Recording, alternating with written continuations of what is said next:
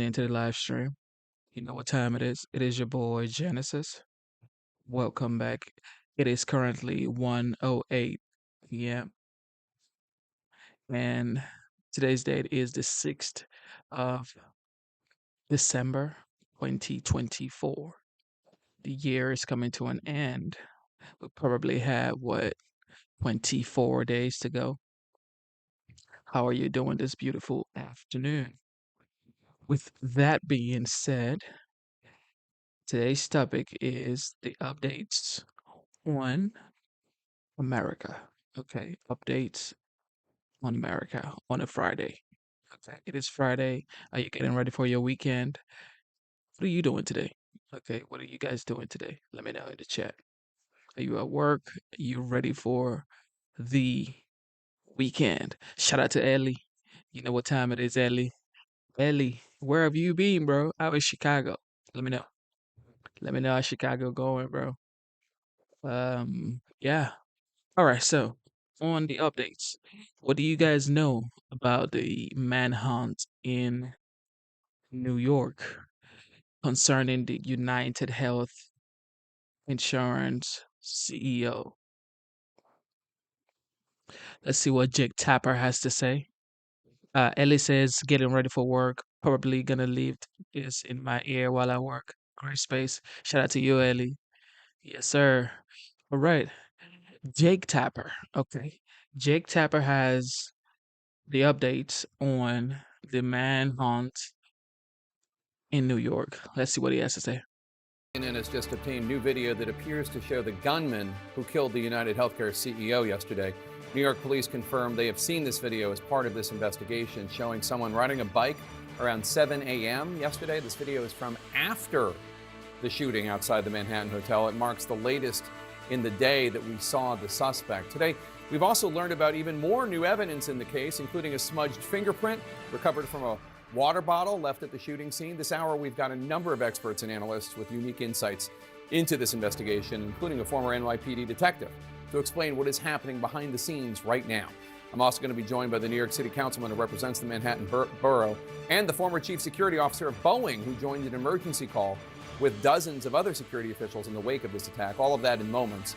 We're going to start, however, with CNN's Omar Jimenez, who's live for us in New York. And Omar, several clues have popped up today, from new evidence to surveillance footage along the route that the suspect took. What are you hearing from NYPD officials about the pace of this investigation and the new evidence? Yeah, so at this point, the pace seems to be going steadily. We heard that from New York Mayor Eric Adams, but also that these are all pieces that investigators are trying to put together. One, to figure out who this person is, on top of where this person might be. And as you were just talking about, we did get new video today showing the latest in the morning of the shooting that the suspect was seen. This is on the Upper West Side of Manhattan, about 30 blocks north from where I am right now. The suspect is seen riding a bike, and law enforcement has seen this video, and they tell CNN they do believe this is likely the gunman. That direction is also north, with a route that could take you through Central Park, which is where law enforcement say that this suspect was seen fleeing toward. We also learned today that they searched a hostel on the Upper West Side, which is where they believe the suspect was staying prior to this shooting. And then they released new images unmasked of a person of interest that they say they want for questioning. Note that they did not use in the images that were released of the unmasked person, but again, a person of interest they say they want for questioning. And again, all of this comes as law enforcement is trying to figure out, again, who this person is and where this person is. Now, for perspective, this happened Wednesday morning here outside the Hilton Hotel behind me. And when this suspect fled the scene, he was seen on camera prior to this at a coffee shop nearby, and then, of course, on camera during the shooting. Police found a water bottle left over and a cell phone as well. They're trying to get into the cell phone, but also on the water bottle, they did find a fingerprint, but law enforcement officials tell CNN that there was a smudge on that bottle, which may make it a little bit different it may make it a little bit difficult for that evidence to be conclusive, I should say. So these are all sort of the pieces that they are trying to put together to try and, again, get a clearer picture of who this person is, much less where this person is. But of course, every day that goes on, the mystery grows as well, and at least people questioning how this could have happened and how this person could have disappeared seemingly without a good trace, at least in the immediate steps of this street. All right, Omar Jimenez in New York City for us. Thank you so much. CNN's John Miller's back with us. He was the Deputy Commissioner of Intelligence and Counterterrorism of the NYPD. John, you're also hearing something. Now, if they have not gotten a hold of this person in 2 3 days, I mean, everybody trusts the Federal Bureau of Investigation. They believe they're going to find this person. However, the more days, the more time you give this person, which they are not literally giving this person the time, it's just that this guy may be gone in no time. Okay? If you haven't found him in days, hopefully his face is in the airports and everywhere where he doesn't have to get on a flight and get out of the United States. So this has to be like a worldwide search at this About point. a possible fake ID. Tell us more. So when the person of interest, who police believe may be the gunman connected with this homicide, checked into this hostel where he stayed a couple of days, that was on November 30th. So that's that picture we keep seeing where he's taken the mask down. The question that we were asking today was, well, if he checked in and they're trying to identify him, who did he say he was? And he apparently presented, we are told by law enforcement sources, a New Jersey driver's license, and that the New Jersey driver's license had a name, had a picture. But when the NYPD contacted New Jersey State Police and ran that through the DMV, that license number comes back to nothing. So apparently it was a relatively good quality fake driver's license, the kind you can order up on different marketplaces and on the internet, that he used to satisfy that ID. Here's something interesting, though. You know, the two roommates he had in that hostel said he never took the mask off. He always had the hood up. But in this picture, he has the hood up, but he takes the mask down. I'm wondering if, as he was checking in and handed over that fake driver's license, if the desk clerk might have said, can you lower the mask, so he could compare his face to the picture and make sure he wasn't someone else. Of course, the picture matched. The problem is, apparently he's someone else. Right. And this brand new video after the shooting, the NYPD's photos of a person of interest's face, the words written on the bullets, the water bottle with the smudged fingerprint, the possible burner phone left behind, a missing backpack. I mean, this is a lot of evidence. What stands out to you the most?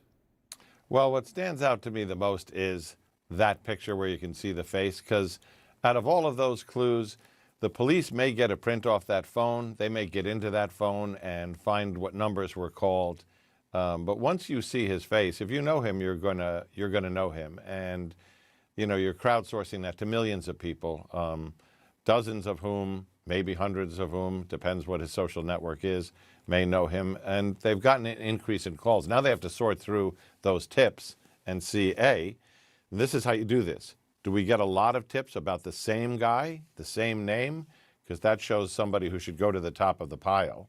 Or B, are we investigating the background of one of these people and we see characteristics that lend themselves to possibly the motive behind the shooting? And that gets you also to the top of the pile. John, take a listen to New York City Mayor and former NYPD Captain Eric Adams earlier today. In all of my years of law enforcement, I have never seen a silencer before. And so that was really something that was shocking to us all. Okay, so granted, I watch too much TV, but are silencers really that rare, especially when it comes to New York City murders? So they are. You know, New York City is a place that has its own share of gun violence, and most of those guns are not silenced. That's why, you know, the shot spotter alerts, you know, the acoustic system can tell police that shots are being. It's true because when you watch TV, all you see is silencer. It's like, how come silencers are so rare? And this is the mayor of New York saying, of course, he's been in the police department. You know, it's like, wait, I never seen a silencer before. when it comes to these types of situation, when it comes to these types of issues. And I'm like, wait, you've never seen a silencer before? I have never.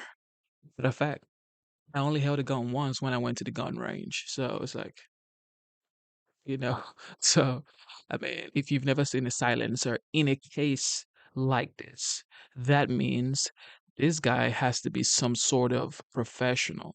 And the previous news we've been hearing about this guy is he's not a professional. If he can come to the sense that he has to use a silencer, or come to a sense that he has to use a silencer, then he's some sort of professional, really. Being fired even before people call 911. A silencer is the kind of thing, as you hinted, Jake, that we see in James Bond movies, in spy pictures, in movies about assassins. It's rare, but the laws have changed regarding silencers, so they are easier to come by based on adjustments in the federal rules and regulations. We're starting to see them advertised more. In the ghost gun field, where people manufacture their own guns out of parts that have no serial numbers, that are untraceable, you can also manufacture with a kit your own silencers or order them for those pieces. And there is a particular gun that they are looking at in this case because of the profile of the gun that's in the picture, that is a gun known to be used by professional assassins, that actually is a bolt-action weapon, which is similar to what we see when we think he's clearing jams. He may be just racking the slide as the weapon is designed.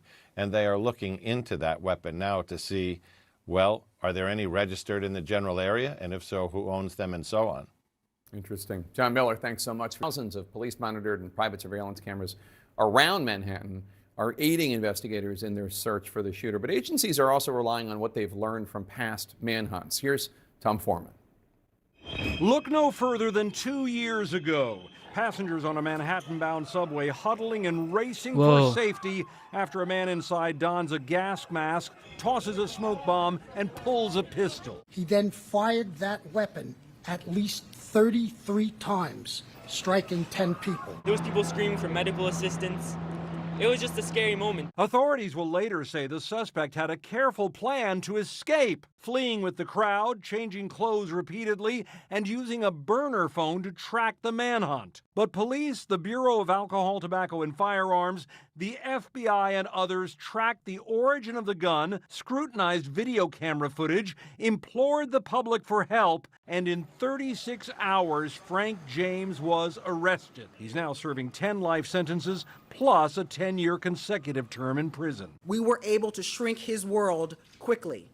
There was nowhere left for him to run. In this city with more than 300 murders annually, there have been plenty of cases with few clues, like the improvised bomb left on a porch in Queens in 2017 that killed the elderly man who opened it. What you see behind me, we will be here for most of the night with lights and a continued canvas for evidence. There, too, police say the suspect tried to hide his trail, but investigators dug through physical evidence, computer files, and more relentlessly for 7 months, then made an arrest. Since then, by all accounts, the tools and expertise have improved. They have an enormous surveillance network of video cameras in New York. We also have the public very closely engaged in this, which can help a lot. So, with evidence from the scene of this latest case, a digital track of the alleged gunman's suspected movement, and now unmasked photos, authorities believe the net may be tightening. We have footage from Starbucks, we have footage from outside the hotel, and I have confidence that we're going to bring this person into custody. Simply put, when you are in a city, there's a good chance on any given day that you are watched dozens and dozens of times from doorbell cameras, from security cameras, from people assigned to security, all sorts of tracking, not to mention, Jake, the devices we wear, the phones we carry, the exercise watches, all of this may have a geolocating unit to it. And that's why this type of crime, as shocking as it is getting harder and harder for people to ultimately get away with. We have a new video just in showing what appears to be the suspected CEO killer on West 55th Street before the murder. The man in it is stopping by a pile of trash. With me now is Kenneth Corey, former chief of department and chief of training for the New York Police Department. I want to play a portion of the surveillance video where the shooter steps out behind Brian Thompson. And obviously this video is disturbing. We're not playing the entire thing. Let's as we watch this, and what stands out to you in the shooter's stance, his demeanor, the way he's handling the weapon? So he's clearly had some training in firearms, right? I mean, this isn't the first time that he's picked up a gun. It's not the first time that he's fired a gun. It's probably not the first time he's fired that particular gun. His stance is really unimpressive. It's really sort of awkward. But I think what strikes me most from the video is the fact that while he's had some training in firearms, he's undisciplined in his approach. And, you know, he takes that first shot probably at a distance of less than 5 yards, right? They're pretty close together. And again, hard to tell from the video. Right. The reporting yesterday was like 20 feet or so. Yeah, okay. Yeah. You know, it looks a little closer to me on the sidewalk flags there, but it could be. You know, and hard to tell from the video, but it looks like his first round strikes Mr. Thompson in the left leg. Right. Right? So low left is what you get from an undisciplined shooter. Why, I mean, at that close range, he seems to have time and a steady hand. Why would he be? He just, his grip is a little off, and he jerks the trigger a little too much, and when he does that as a right-handed shooter, it's gonna, the round is gonna go low left. The fact that there was jamming, is that, I'd read some that the silencer or the suppressor, I'm not sure if there's a difference, but I've heard it's called both ways, that might have affected the jamming. Yeah, so that's what it appears to me, right? That the addition of the suppressor to the pistol, the way that type of pistol works, is the recoil blows the slide back. Okay, so there it is. Yep. That's part of the video where you see him. Right. So the suppressor reduces the velocity so much that the slide can't fully cycle back and forward. It's not a jam, it doesn't look like in a conventional sense, and it also looks like he's anticipating it. So he knows this is going to happen. I fired tens of thousands of rounds through pistols.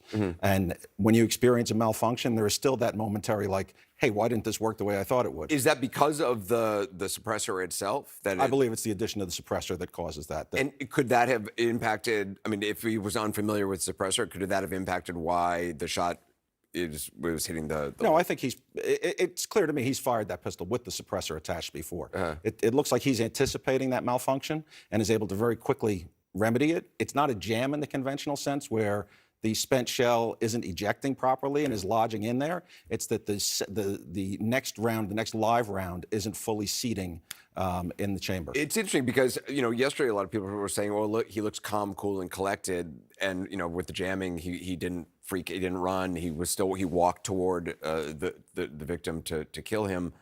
But he also dropped the bottle. He also dropped a phone. He also left behind these shell casings. So does that, I mean, you don't know what's going on inside somebody's head or the adrenaline that's pumping through them. No, I mean, he seems to be very calm, very composed. You know, I think as others have said, he's not a professional. He's focused on what he's doing. He's done a lot of pre-planning.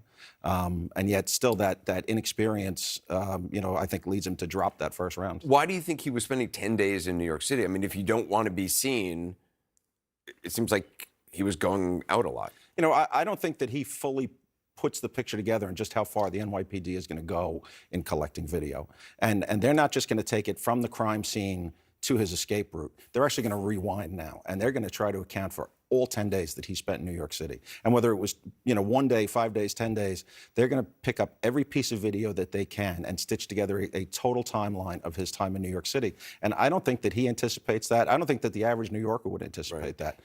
You know, I think he knows in that area with the dense camera coverage that the crime itself is going to be captured on video, and he wants to take precautions to mask himself. He doesn't realize that he's also going to be looked at in the time period leading up to that. It also interests me that like the backpack hasn't been found. I mean, if he's in the park for 15 minutes or so, riding from the crime scene to, you know, or maybe 10 minutes actually in the park itself, there's not a lot of places for the backpack to go. No, there's not. But I mean, Central Park is pretty large. I mean, an e-bike will travel pretty quickly. I mean, it could be tossed into some underbrush. You know, he could have stuffed it in a rock formation, or as John mentioned before, somebody else just picks it up and walks off with it. Right. A manhunt like this, within the police force, how many personnel would be working on something like this? So listen, I mean, you've got. You know, on something like this right now, you've probably got 1,000 plus. Wow. You know, between video collection, between canvases, between running down different leads. When that undoubtedly, when that photo of him, somewhat unmasked is released, there's tips pouring in, probably tips pouring in from across the country. And they're going to run down every one of those tips. Most of them are going to turn out to be dead ends, but one or two of them are going to be something that takes them off in the right direction. Chief Kenneth Corey, thank you so much for your expertise. My pleasure. Thank you. Breaking news, new details just into Outfront about the killed United Healthcare CEO Brian Thompson.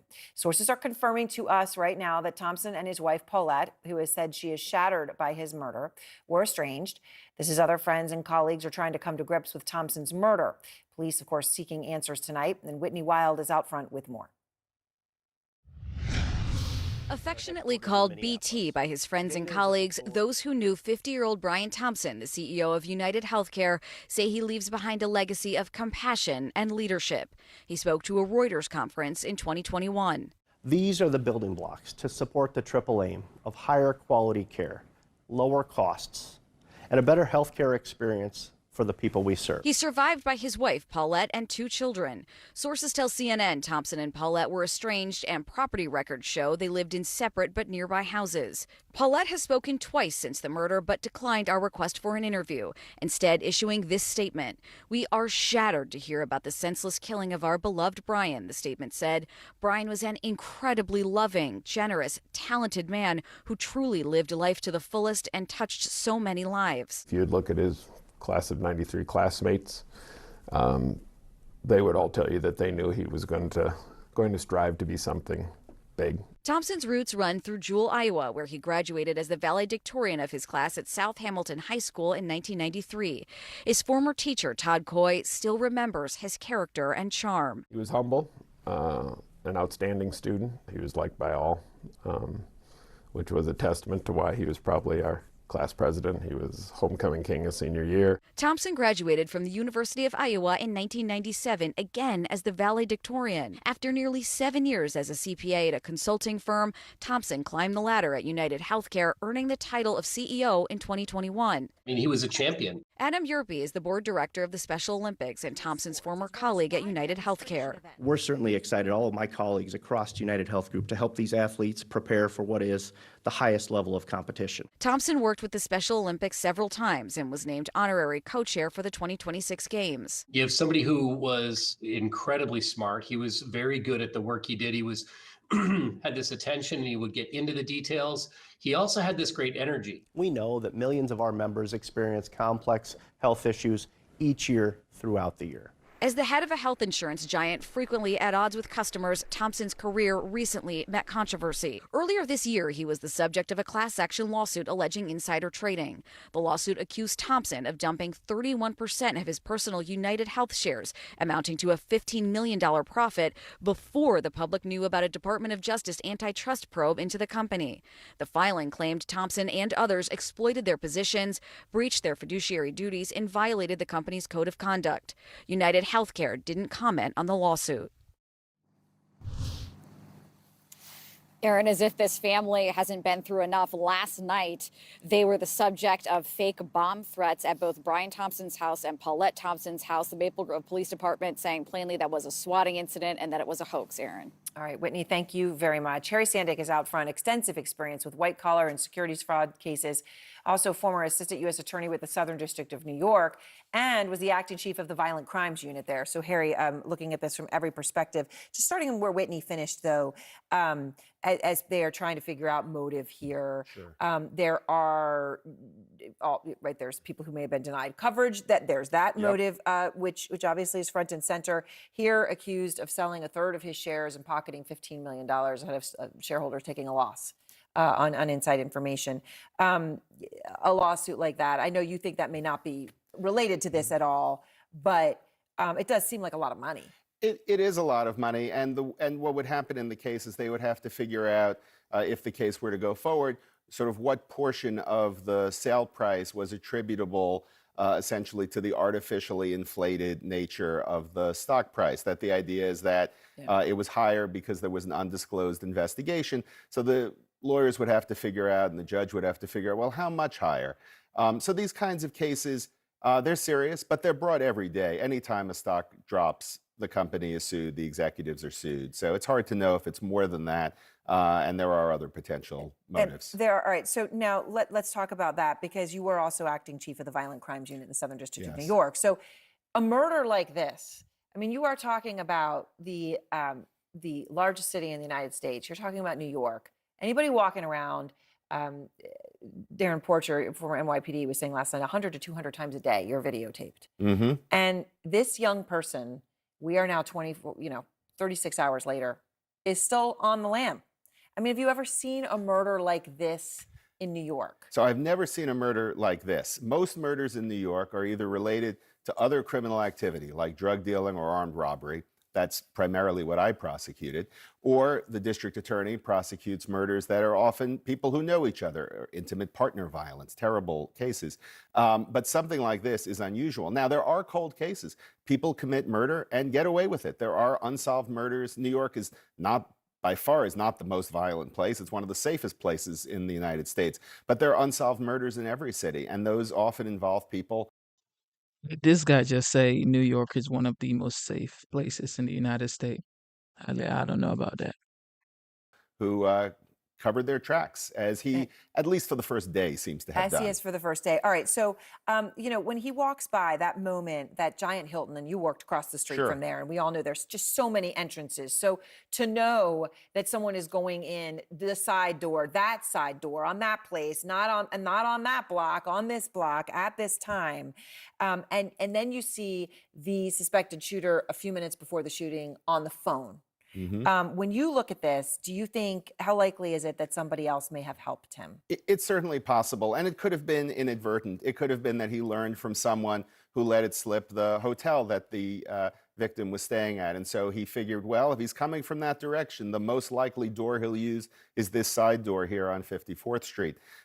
So it seems, at least number one possibility, he did a ton of research to know exactly where he would be, or some piece of information slipped to him. All right, Harry, thank you very much. Brian Thompson's death has set off a scramble across corporate America, particularly in the health insurance industry, to reassess security for top executives. Mr. Thompson, as we reported, was walking without a security detail at the time of his killing. Now, sources tell CNN several major healthcare providers have begun increasing personal protection for their key officials. Our Randy Kay spent the day with a specialist who's protected CEOs and public figures around the world. Here's her report. You're looking for anything that's kind of off, something that doesn't make sense, something that doesn't fit in. Anton Kalazhin is always on the lookout for trouble. For more than 2 decades, he's been working as a personal protection specialist for celebrities and CEOs around the world. So I would prefer if we hug the wall a little bit more. Here in downtown West Palm Beach, Florida, he showed us some of the tactics he and his team at Guardian Professional Security use. Protection starts before his client even gets out of the car. And you put your hand on the door. This is called plating. And the reason why is because your body is here to make sure that nothing gets closer to your client than you. This time, with me in the back seat, we got to see firsthand how this sort of protection works. Stay with me on the street side. Yep. You're by the wall, you're not by the street. I have full access to anything with my eye. I can see everything around me. But we're walking very normal. I'm not walking too paranoid. And then as we walk in, I cover you over here and we walk you in. I'm still looking behind me. And then we open the door. Kalazhin says he prefers taking clients in through side entrances or back doors, but some insist on using the front door. I would walk from behind you in the beginning, and then as you got closer to the door, I'm looking around. These are glass doors, which are great for us because that allows me to see everything on a 360 view before I get you in there. And then once we get you in, I make sure nobody comes behind you. I'm still right behind you here, and anything that comes around you, no one's going to get closer to you than me. And what if a bad guy were to show up suddenly behind me or one of his clients, like the shooter did when he shot the United Healthcare CEO in New York City? I immediately put my body in between you and the threat, and then if I see them approaching closer and closer, now I have to engage with them and I have to turn around. And you can see I totally eclipse your body, so if anything happens, it's going to happen to me and not to you. That's the job of bodyguards. That's what we do as close protection agents. We have to make sure that a principal doesn't get hurt. So then at that time, I would draw my weapon. Caleb Gilbert, another expert in executive protection and president of White Glove Protection Group, says his security teams have a variety of training. Each agent has their EMT, medical certification, so that they're able to respond in a medical emergency. They have driver's training. They have hand-to-hand combat. They have verbal de-escalation training. When appropriate, weapons training. His goal? Stop the threat before they have a chance to act. Our protective posture is set up so that we respond pre-incident. The assets that we have in place to be able to identify, is this person who's waiting outside this event supposed to be there? Do they have pre-attack indicators? Are they using micro expressions that would indicate aggression or nefarious intent? As he and Collagen have learned, Everybody to you has to be a suspect until they're not. And it's unfortunate we have to think that way, but it keeps our clients safe. And Anderson, our experts told me that in many of these cases, these CEOs just don't want this protection. They don't want to be seen as someone who needs protection. So now they are offering something that they called covert protection. This is really a protective bubble, as it was described to me, that can expand or contract depending on the threat. The agents are there, the team is in place, but they can move in closer if they do deem that there is a threat. Anyone who enters that bubble has to be identified, but then they can back off if it does seem that their client or their protectee is not in danger. And this is really now being put in place in some of these cases, I'm told, Anderson, because these CEOs don't like the idea of this close protection right there on top of them. Yeah, Randy Kaye, thanks so much. We're joined now by former Secret Service agent Jonathan Wackrow, who has years of experience in private corporate security. You see the video of the assassin, shooting or preparing to shoot. If he had had one security person, would that have really made a difference? It could have been enough to be the deterrent to stop that attack at that moment, right? It's difficult to say, how effective it would have been, but it was more effective than nothing. And having that agent, deploying different tactics, site agents would have walked that route beforehand to make sure they don't see the same person. So multiple sightings over time and distance is a factor when you're dealing with executive protection. If I just saw that person loitering by that door 10 minutes ago, now I'm walking down the sidewalk with a protectee and that person's still there, I may change the route. Sir, let's go across the street. Let's get away from what could be deemed a potential threat. It's not going to impact our route that much. It's not going to impact the time of arrival. So those little micro movements in executive protection are the deterrent factor from potentially launching this type of horrific attack. Obviously. Shout out to everybody who tuned in. Average Joe, Ellie, God bless you. You know what time it is. It is your boy Genesis with this situation right here. Look, this guy knew 1,000% what was going on with this United Health CEO. He knew where he was going to be. He knew where he was at. He knew what time he was going to get out of the hotel. He knew because he was waiting outside. He was waiting from the gate. He knew. Okay. He knew. This is like, people are saying this is not a professional. It's not this, it's not that. This guy looks like a professional to me. This is my opinion. Okay. This guy looks like a professional to me. He had his hoodie on, his mask on. He used a silencer. And the mayor of New York, Eric Adams, says he hasn't seen a silencer case in forever. Okay, this is like James Bond movie type stuff. This ain't no joke. And I don't know if they're still gonna, it's been 2-3 days. They haven't found this guy. And people are now being skeptical. They're saying this guy is a girl. How does that even work? I don't know, man. As Randy was talking about, close protection, that is quite onerous for an individual with their family, however it may be. It also attracts. And what do you guys think? Do you guys think this is personal, or do you guys think this is something related to him being a United Health insurance CEO? Maybe he didn't pay out an insurance plan, and a lot of people are feeling like, okay, maybe this guy, maybe the reason why we're not getting our payout when we lose a family member. Maybe. Maybe somebody is feeling hurt. Somebody felt hurt and then decided to take action into their own hands rather than, letting the law take charge. However, Bernard says this is definitely personal. I don't know. Do you guys think this guy's like an assassin, or this is something he wanted to do for himself or a family member? What do you guys think? Or maybe he's just watching too much movies, or too many movies. Attracts attention in some cases. Do you find that a lot with clients, that they don't want, the close protection? There's always an allergic reaction to executive protection. Why? Because it's intrusive into your life. It's intrusive in every aspect, from scheduling to losing a lot of privacy. And the more executive protection you put on, the more of that privacy is taken away. So naturally, corporate leaders who may never have had that before, they ascend into the position of CEO. Let's use that as an example, and all of a sudden it's a board mandated structure that's put around them. Yes, they have that pushback. They don't want it. But what they have to think about, it's beyond them. This is about the continuity of the organization as a whole. It's a structure that's set up that's part of being in that role. You need to be protected because the company depends on you. Shareholder value depends on you. So it is an essential part. And the event the other day, this tragic attack, actually just said, highlights that this is no longer a luxury, should never be seen as a luxury or a benefit. Shout out to Nikki Lee. Shout out to everybody tuning in. Look, the CEO of the biggest insurance company in the United States just got killed. Okay.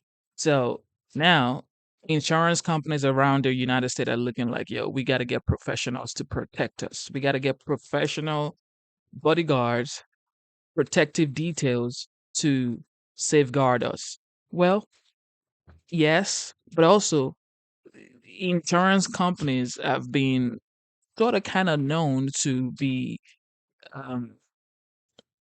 to have a lot of too many bad news around surrounding them. A lot of people complain insurance company don't pay out, da da da da da da da da. Everybody has their own reservations, okay? But the deal is be good.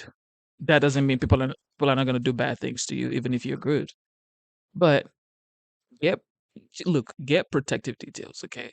If you have that much power, if you have that much financial gain, and a lot of people are surrounding you that need you. Of course, he had a meeting that day with maybe some board members. So, of course, get protective details. However, SAG says they are thieves. You see, Hingle says, I want more of this. Says like, most people are going to say, well, this guy is a thief or whatever. The fact is, somebody's life got cut off. Okay, that's not something that is okay. Even if you have a problem with these guys, you should take them to court. You may never win though, but maybe you will win. Who knows? However, it's like let the law decide. Let the law decide. Do not take charge or the law into your own hands. Okay, let the law decide. With that being said, what is going on here? Who is this person? And why did he want the United Healthcare CEO gone? It's an absolute necessity for some of these individuals. How much of the job that you do is about the actual protection around an individual at any one time, and how much is analyzing, mail threats that come in, phone threats that come in? Or is this a real threat? The likelihood, things like that. Well, you can't have the executive protection function without protective intelligence, right? You have to understand what are the threats that you're facing. And the reason being is through protective intelligence, you're going to be able to do the right threat assessments. You're going to be able to look at that threat landscape and say, well, do I need one person or do I need 5 people? Do I need people armed? Do I need unarmed? Do I need them overt or do I need them covert? All of these factors are intelligence driven, and it's a threat-based methodology, something that the Secret Service had started, but now is paramount in the private sector. All right, Jonathan Wackrow, thanks so much.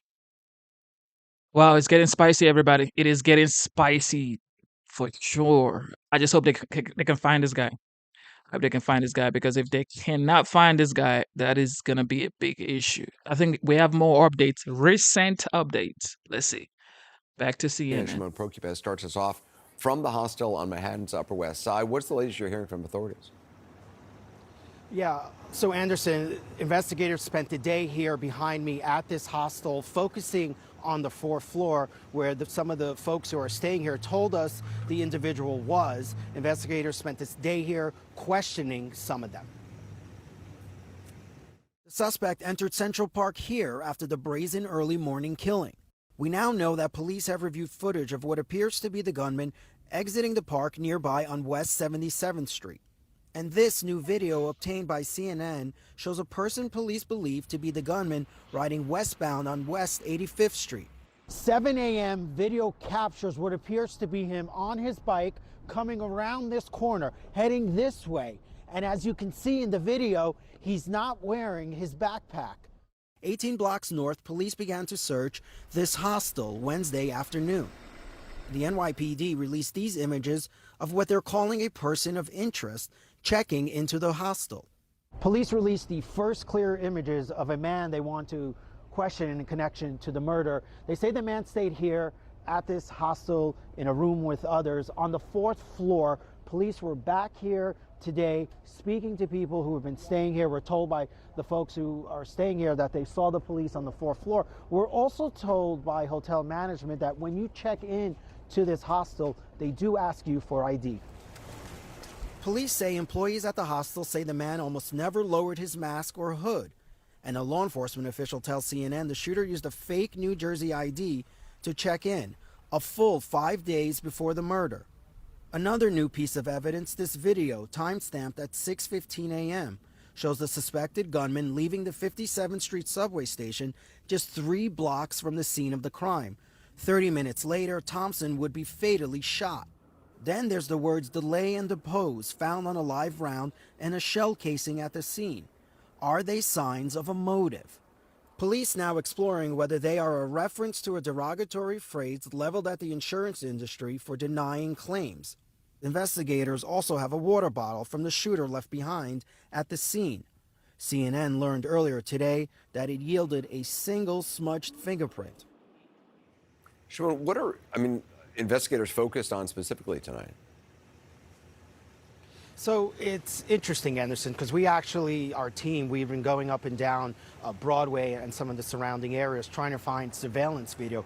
And even late tonight, just about an hour ago, we were a little downtown towards 85th Street. We're at 103rd Street. We saw detectives going into different shops and restaurants, still looking for video to try and find out where the suspect is. It seems like they have a pretty good idea of when he got here, how he got here, some of his movement at that time. But at this point, it just seems they don't really have any idea, or at least they're not telling us of where he went, where he is. And it's a big mystery. You know, a city of this size with so many cameras everywhere, it's still very interesting that they still have no idea where he is, where he went, and they're still, to this hour, out here looking for video of where he went. Anderson? Shimon Prokupecz, appreciate it. With me here tonight, CNN Chief Law Enforcement and Intelligence Analyst John Miller. Also joining us, former FBI Deputy Director Andrew McCabe. What are the chances of finding this guy? What are the chances of finding this guy? If you haven't found this guy in 2 days, right? 2-3 days, I guess. If you haven't found this guy, what do you think will happen? Look, I'm not part of the FBI or whatever, but the more time you cannot find this guy, the more time you give him to escape and flood a way to get out. This has to be like a worldwide search at this point. Okay, this happened when? When did this happen? Was it 2 days ago? Well, early yesterday. This happened 2 days ago, early yesterday. So the more time you give him, the more time he's going to find to escape. McCabe and Brianna Fox. She's a professor of criminology at the University of South Florida and a former FBI special agent. John, at this point, at this hour, I know you've got remarkable sources. What's the latest you're hearing? What stands out to you at this hour? That he was here way longer than we believed. We thought he probably got to that hostel, stayed a couple of days for the specific purpose of just going there that day and doing that shooting. But now he knows he comes in on the 24th. So he's here about 10 days. He's doing reconnaissance at the Hilton. He's moving around the city. He's seen it at McDonald's. He's in taxis. He has to obtain this bike at some point. And the police don't know when or where that happened. So he's been busy preparing. But we have to consider, why is he at that hostel? He's staying in a room for 4 people with 2 roommates, so he's the 3rd person. Here's a guy who never lets down his mask or takes down his hood, or both at the same time, which is why we only have that limited moment of that photograph. So he's committed, he's professional acting in terms of discipline, but he's obviously operating on a shoestring in terms of finance. Well, also, why spend 10 days in New York City knowing there's cameras everywhere, knowing, if he's going to commit this assassination, that this is all going to be looked at? Well, because he is clearly aware of that. When you look at what the work the NYPD is doing, and these video canvas teams are among the best in the world because they do this not just on the big cases, they do this on all the cases because the video is what the district attorney expects. What juries want to see is, can you show me a movie of his whole day? And in a case like this, it's essential. As Shimon told us, you know, they have him here, they have him there. They're back out there tonight trying to plug the gaps of where can we get him in the space between these two captures.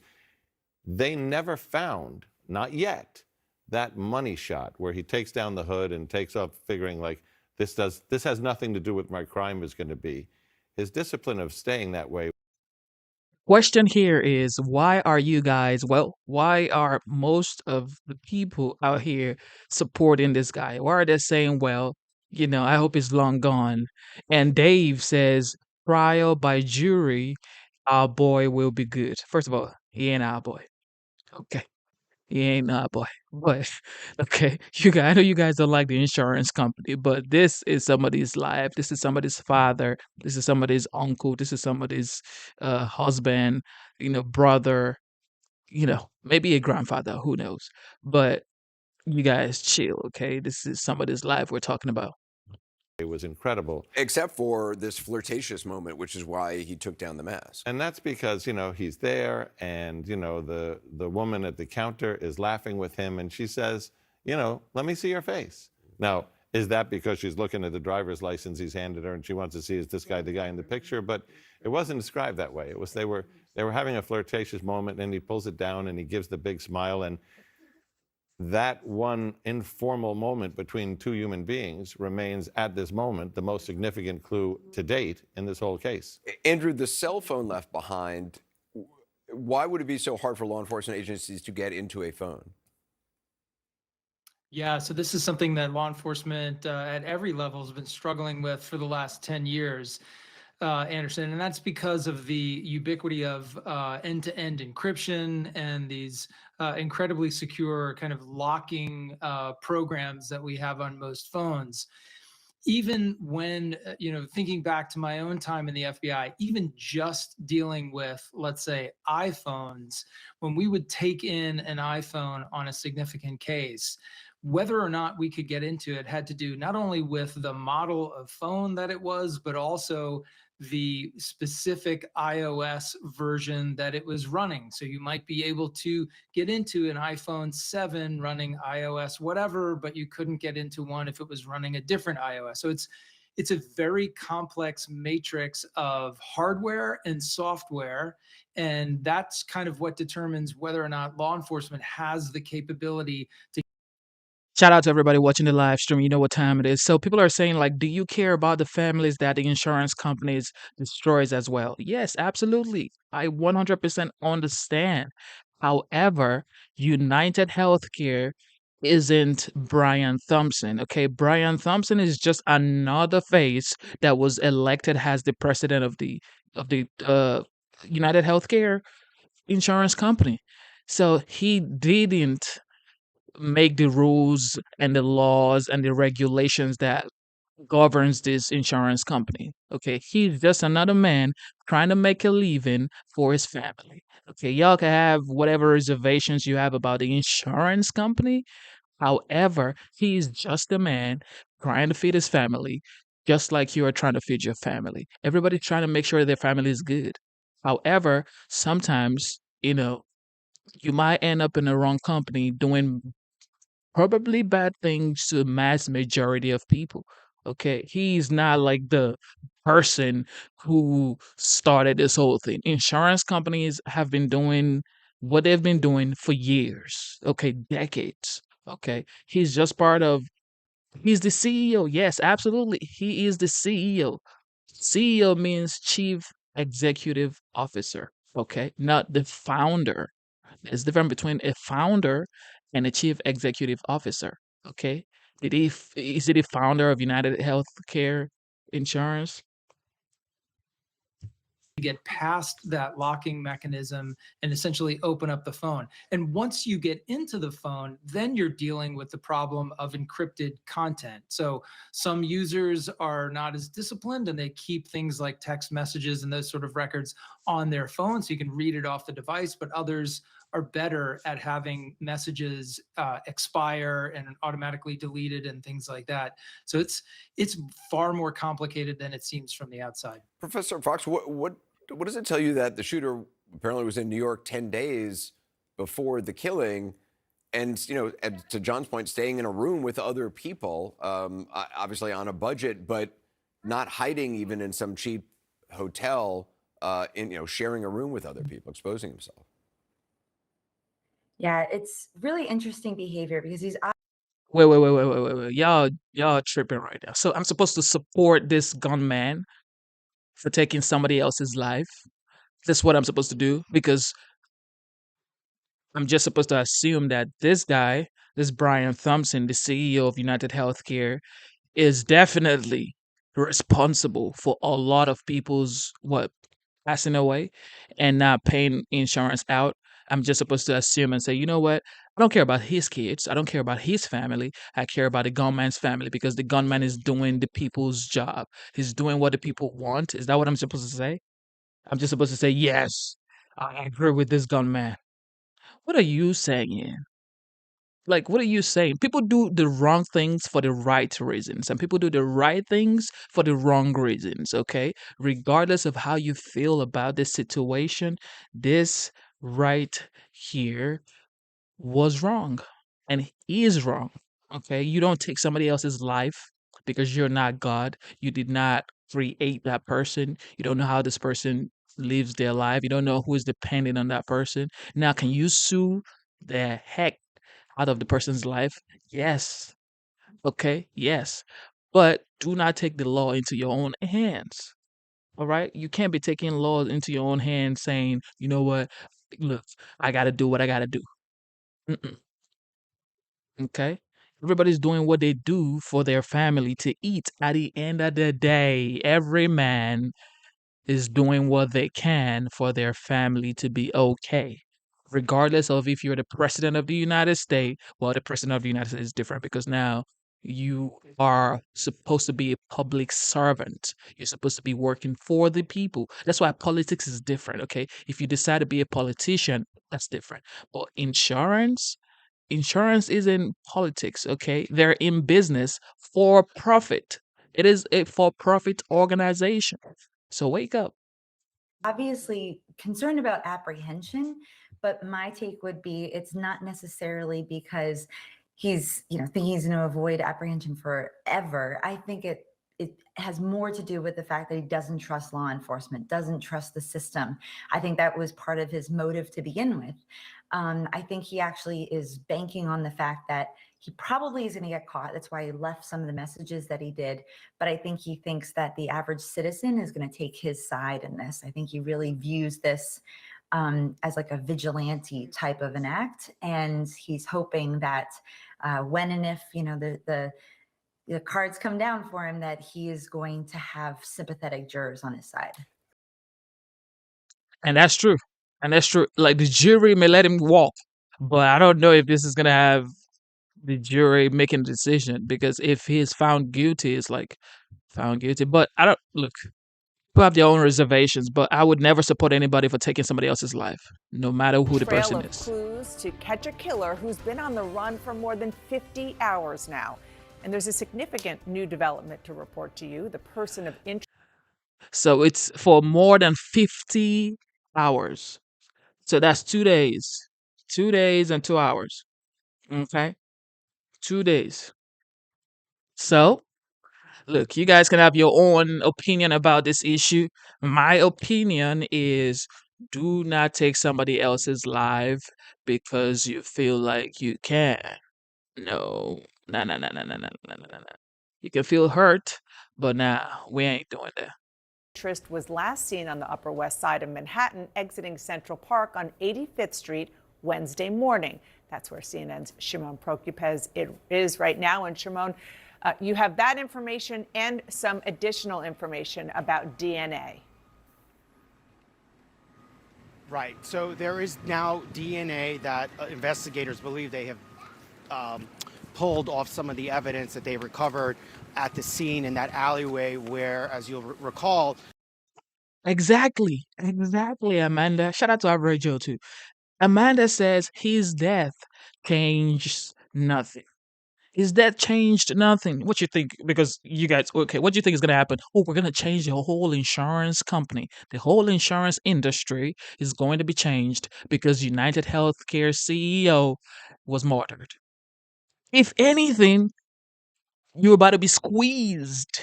Okay, if anything, you're about to be squeezed because it's like, yo, you want to fight back? All right, let's have it. So whatever you're doing and thinking you're doing, it ain't working. And this isn't the way to solve the issue. Okay. It's just like when Biden won in 2020. Okay. In his mind, he felt like, well, no Republican is going to come back here anymore. But guess what happened in 2024? The 47th is Donald Trump. Why? Because the people spoke. The people get fed up and then the people change stuff. No one vigilante guy. All right. The suspect was seen fleeing. So they believe there is some DNA there, and they have submitted it to the New York City Medical Examiner's Office, which are the folks that would pull it and test it and see if they could perhaps find some kind of match. The importance of that is also, you have to keep in mind that investigators are building a criminal case. And right now, since they really don't have a lot of evidence per se linking him to the crime, when you look at that video, you see him from the back. Perhaps they have other information, but what we're starting to see is that they're starting to hopefully eventually hope to arrest him, and then they have to prosecute him. And so we're starting to see them develop some of that information and evidence for a potential prosecution. But as you said, Dana, quickly, we're out here on West 85th Street. This is the last place that we know of. There is video of this man fleeing from the scene. This is the last place that we saw him in video, riding on his bike up 85th Street and going down the street here. And we don't know, as he approaches Columbus Avenue, does he make a left, does he make a right? We don't know that. What we do know, just based on our own work on the ground, he doesn't drive past Columbus Avenue, west of Columbus Avenue. We've looked at videos on that street. He's not there. So where he is obviously the biggest question right now. It's kind of hard to believe that in a city of this size that he would be able to hide so in this sort of large area. That's what's going on. And police tell us they're looking for him. They're trying to identify him. Oh, yo, so I just saw a comment on Anastasia during surgery. So now, insurance company halts plan to put time limits on coverage for Anastasia during surgery. So are you guys saying it's because of this gunman? Is that what you're saying? Hingle and Ed Dubuque. I mean, I don't want to butcher your name, bro. Are you saying it's because of this gunman this happened? Because this just happened like 17 hours ago. So this gunman is changing things for the world. Is that what you're saying? Yo, this is wild. And they're looking for him. The other thing is, Diana, we haven't had a lot of information publicly from the NYPD since the hours after this. They have not held another briefing, and there could be a number of reasons for it. So for now, all we have is really the information that we've been able to gather on our own here on the streets, and certainly from sources. And we'll wait to see if at some point the NYPD gives us any updates. Just one quick follow-up, Shimon. The video that we just showed that you and our team have been reporting on of the suspect riding the bike, and did that end, we believe, with an entrance into Central Park? Because that's the area where it looks like he is. Right. He leaves the park somewhere around 77th Street and rides north here and then makes a right to go west. The other thing I think, and I failed to mention, This is what I believe, okay?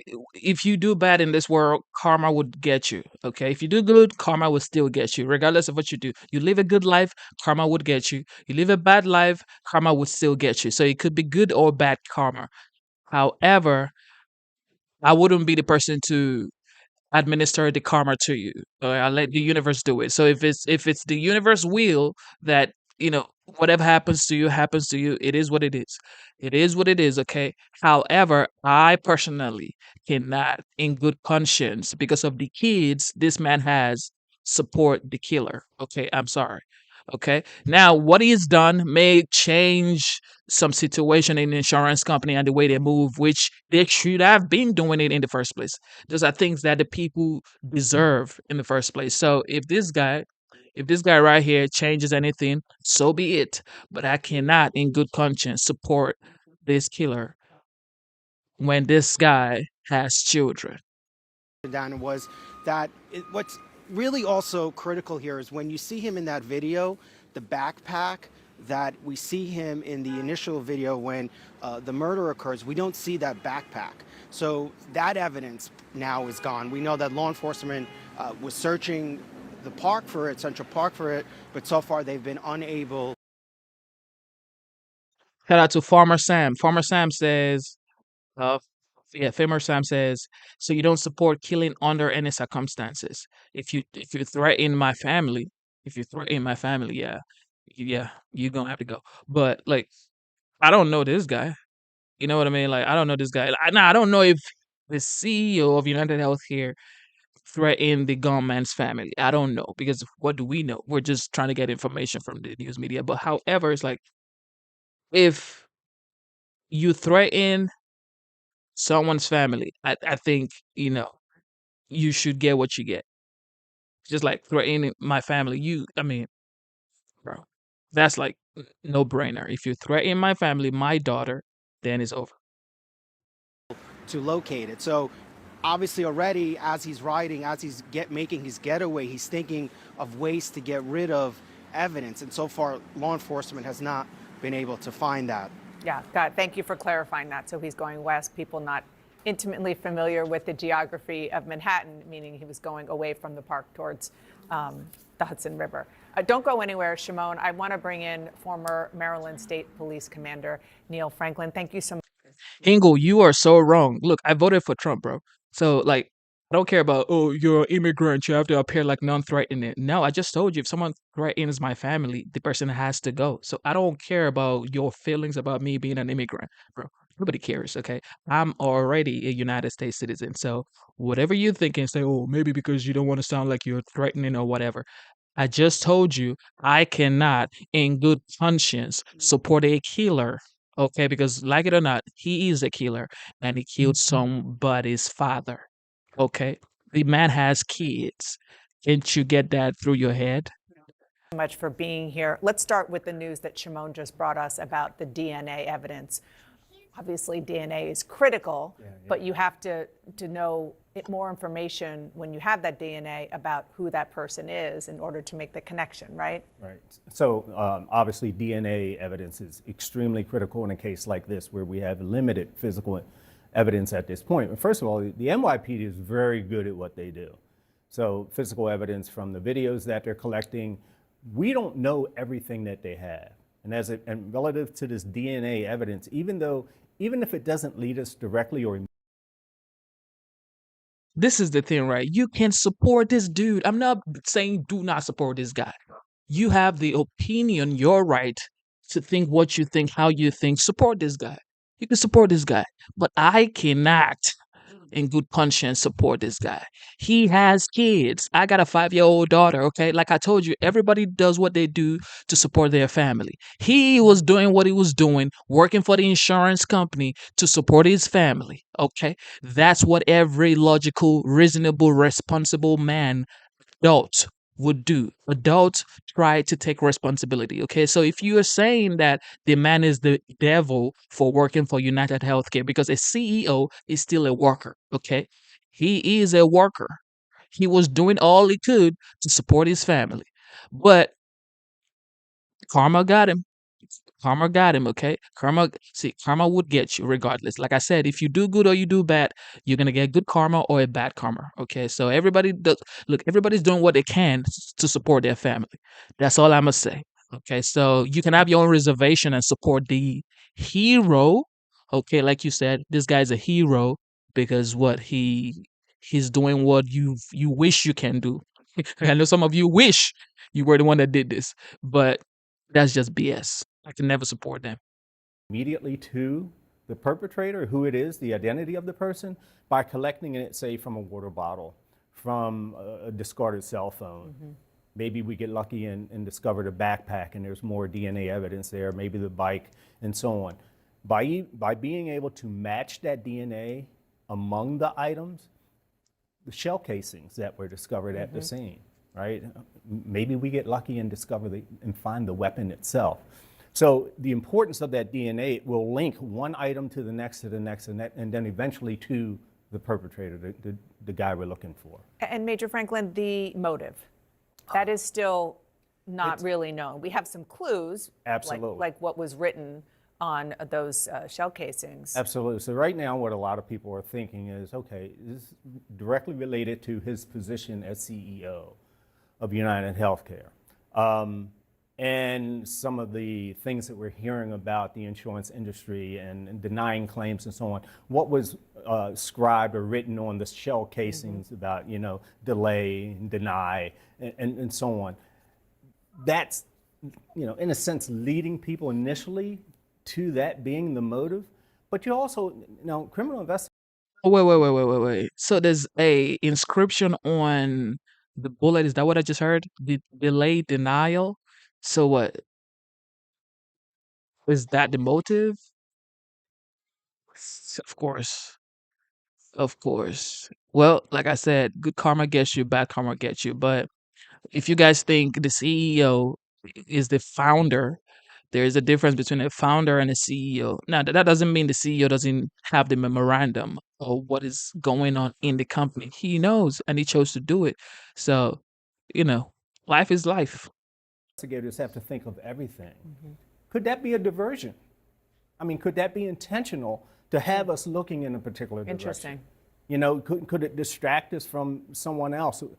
Basically, what I'm saying is, unfortunately, we even have to look at family. We have to look. And this is the thing with people, right? Like Hingu says, hurting people to support your family ain't right. Absolutely, it's not right. However, everybody has an iPhone, right? Everybody has an iPhone. Everybody has a computer.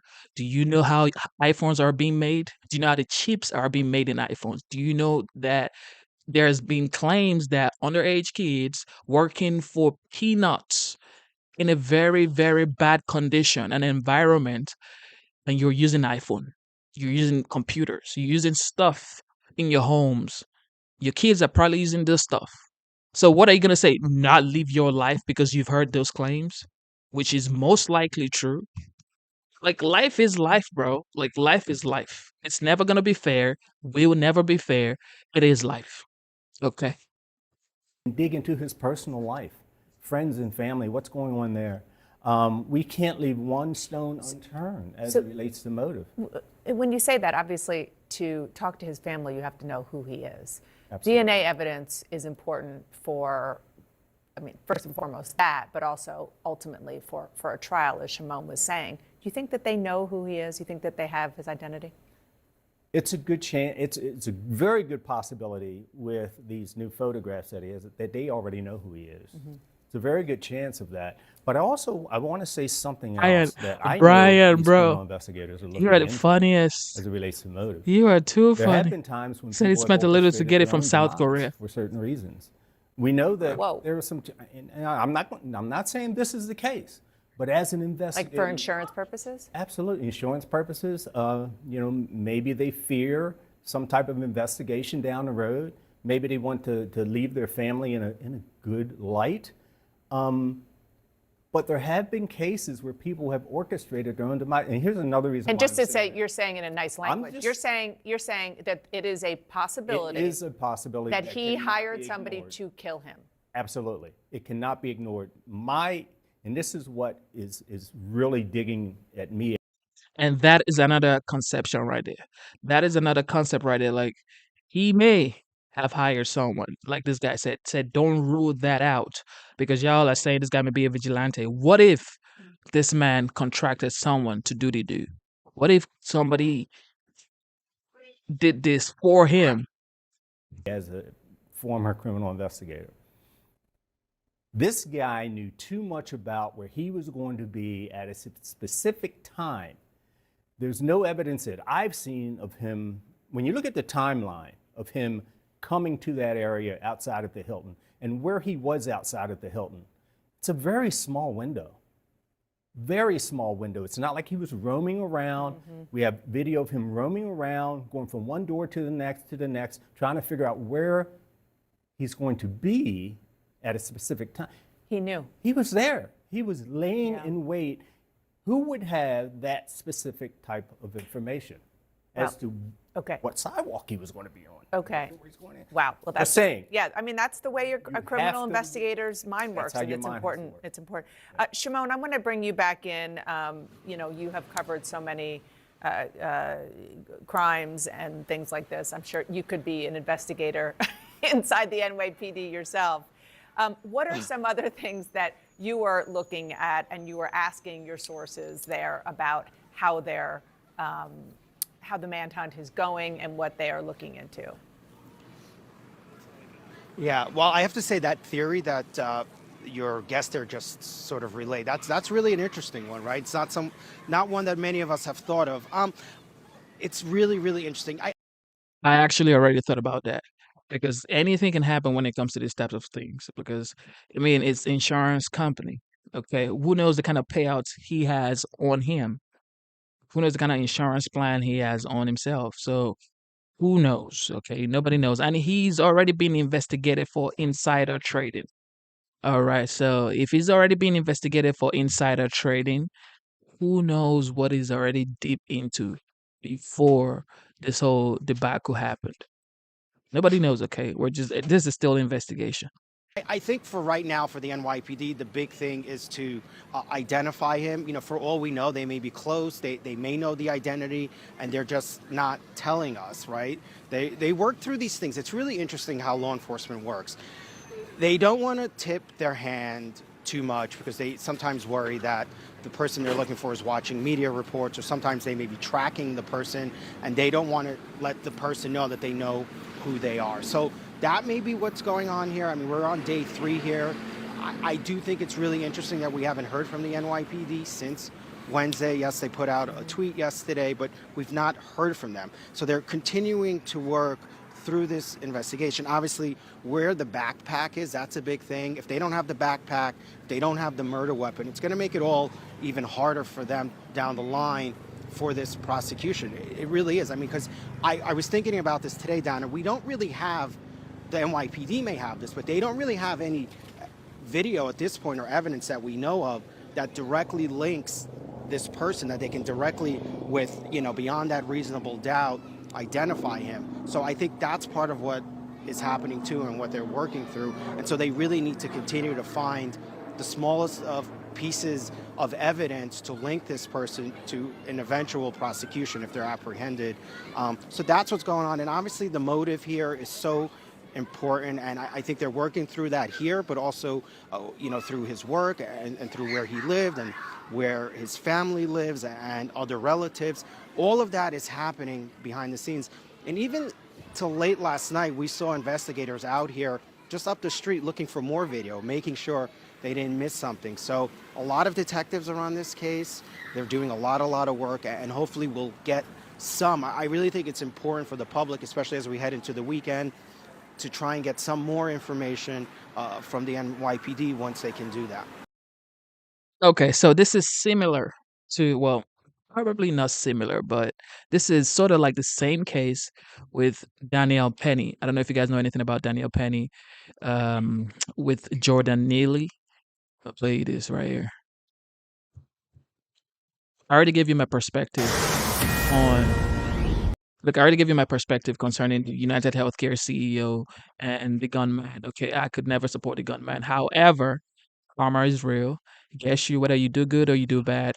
There's good and bad karma, okay? It's gonna get you regardless of what you do. You do bad or you do good, it's gonna get you.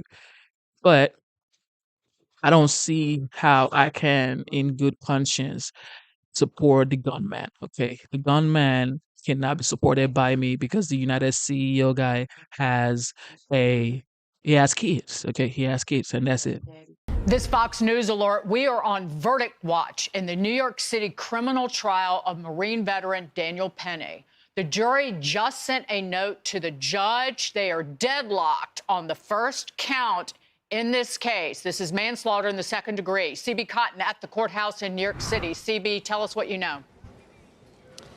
Hi, Dagan. That's right. The jury just passed a note to the judge saying it's unable to reach a unanimous decision on the most serious charge in this case, second-degree manslaughter.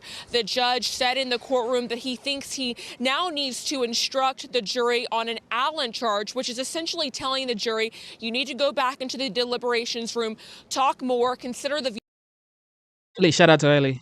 Ellie, where did you get that information from? Ellie says some people say that the gun is a World War II model with a built-in silencer.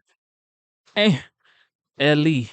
points of other jurors and try to reach a consensus. At that point, if the jury comes back again and still does not have a unanimous decision, the judge would then have to declare a mistrial. But of course, we know if there is a conviction on this most serious charge, there are high stakes for Daniel Penny, who would face up to 15 years in prison. But so far, the jury says it's not able to reach a unanimous consensus on that charge. We know all eyes are on this case across the country. It's really Okay, so what do you guys know about this case, okay? What do you guys know about this Daniel Penny and Jordan Neely's case? Some of you would say Daniel Penny is a hero. He's a legend and should be supported and should be given a Medal of Honor. I've seen this on X, okay? People are saying that Daniel Penny is a legend. He is a hero and should be given a Medal of Honor. Okay? It's like, I don't understand why this is something we support these days. A homeless guy, probably high on drugs, is making a threat on the subway. And if you've ever been on a subway in New York, you know it's a no man's land. All right? And there were two guys holding Jordan Neely's hands. Daniel Penny put him in a chokehold. Okay? So if two other guys were holding his hands, Daniel Penny, who is a seasoned Marine veteran, he knows how to de-escalate stuff. He knows the ways to disarm situations. He could have just released the chokehold a little bit and say, you know what, two guys are holding your hands. I'm going to release you now. I need you to conform or like act like you have some sense. Okay, because we don't want to escalate this. It's called de-escalation. He wasn't alone. Daniel Penny was not alone with Jordan Neely. People keep saying Daniel Penny is a hero, like he did it for the whole people in the train. No, there were other men right there. Daniel Penny put Jordan Neely in a chokehold, and two other guys were holding his hands, and he's supposed to be a hero. I don't understand. I'm sorry, okay? Because y'all gonna say what you're gonna have to say, but I don't get it. Initiated a lot of conversations across the country, conversations on race, policing, and the criminal justice system. Jurors have asked to review lots of key evidence so far in the case, to include the video evidence of the chokehold, the 25-minute taped interview Daniel Penny had with police at the precinct when he waived his Miranda rights to answer detectives' questions. He didn't know Neely had died at the time. The jury also wanted to see yesterday a 1-minute clip of the chokehold that was captured by a high schooler who was on the subway that day. They also wanted the definitions of recklessness and negligence read back from the judge. So a lot more to watch here at the courthouse for sure, Dagan. The second, let me back up.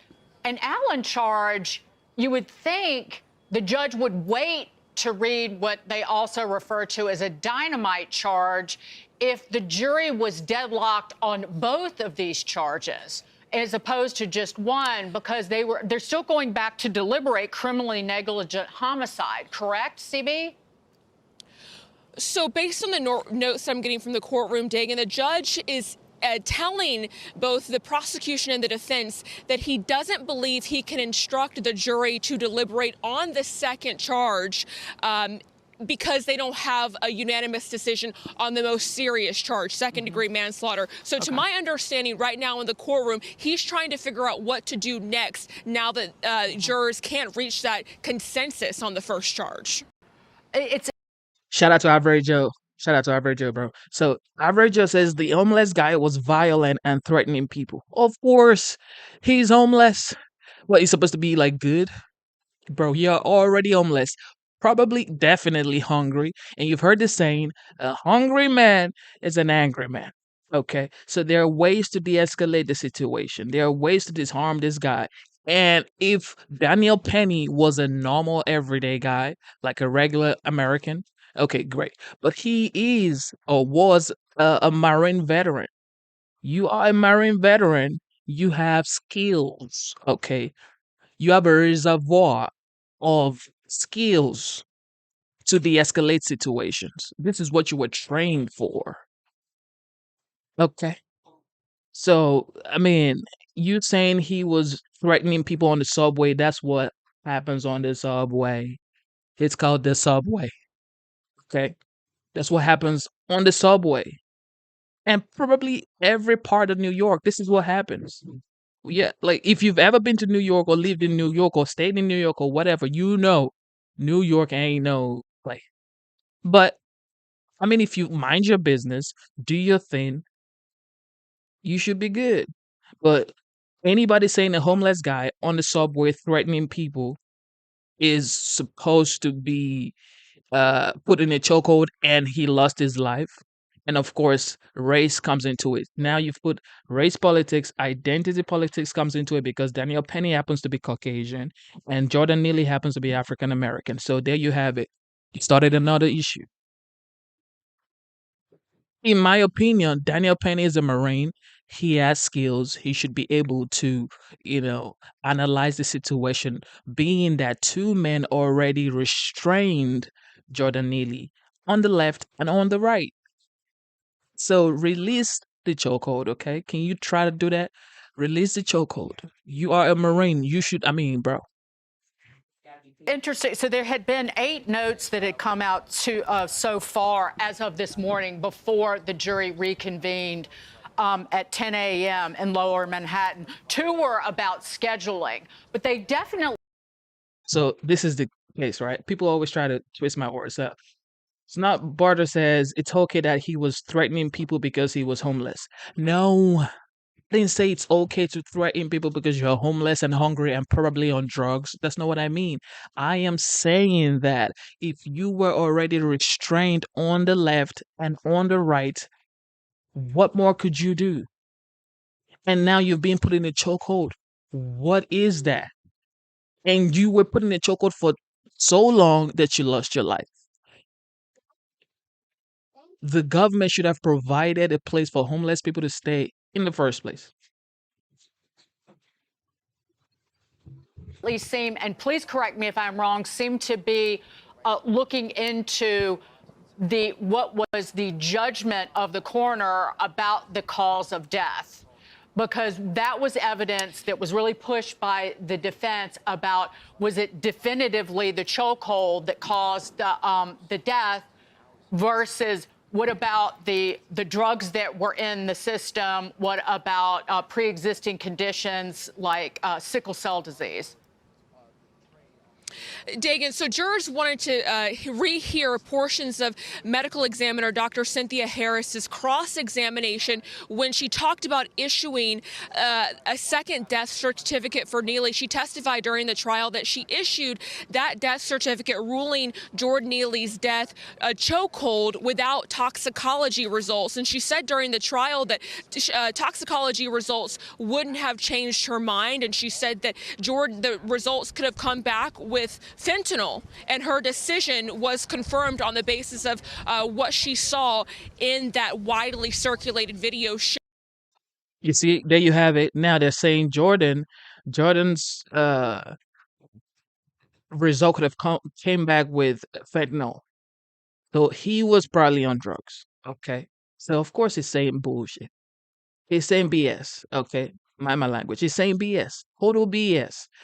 So him saying he's threatening people on the subway. Of course, he's threatening people on the subway. What is he supposed to be doing? He's homeless. There's nobody to talk to. Now you see a train full of people. It's like, and you're high.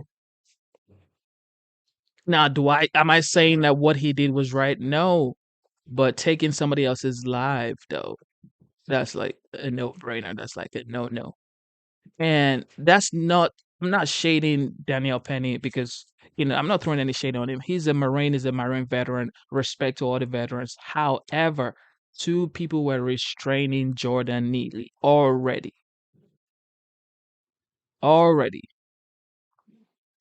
Showing Penny restraining Neely. So jurors were particularly interested in that portion of her cross-examination where she talked about issuing the cause of death without the toxicology results. And I've been talking to a lot of legal experts about this case, and they say this is particularly interesting because it appears like the jury may not be able to find causation from Penny's actions and Neely's death. Very interesting. CB, terrific work. We'll get back to you as this develops. Thank you so much, CB Cotton in Lower Manhattan. Hey, everyone. I'm Emily Campagno. Shout out to you, Mr. McKinnon. So, what is your opinion? Let me know. Are you saying that, this guy, Jordan Neely, was restrained on the left and on the right? Are you saying he shouldn't have, reduced the chokehold a little bit? Is that what you're saying, Mr. McKinnon? Because I respect your opinion, okay? You should have your own opinion.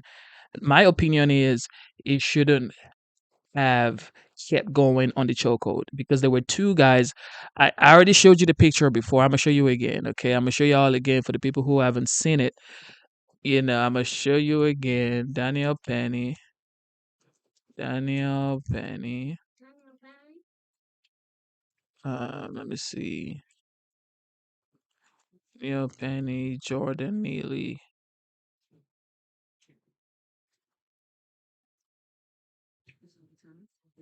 So, let me see.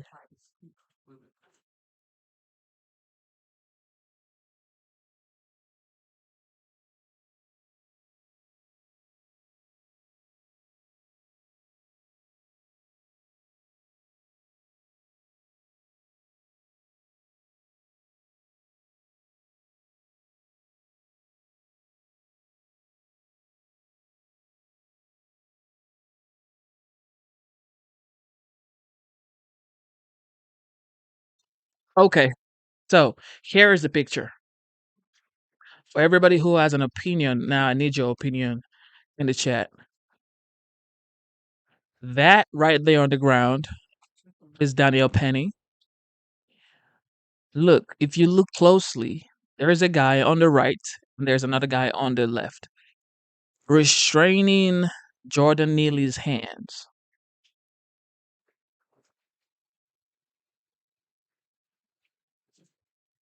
So what?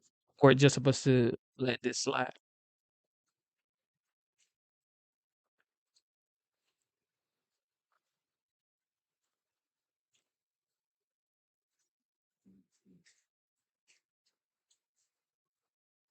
See what I mean? So I cannot in good conscience support this as well. And people are saying Daniel Penny is a hero. Like he's a hero on X. They're like, this man is a hero. Nah. To me, no. To me, no, guys.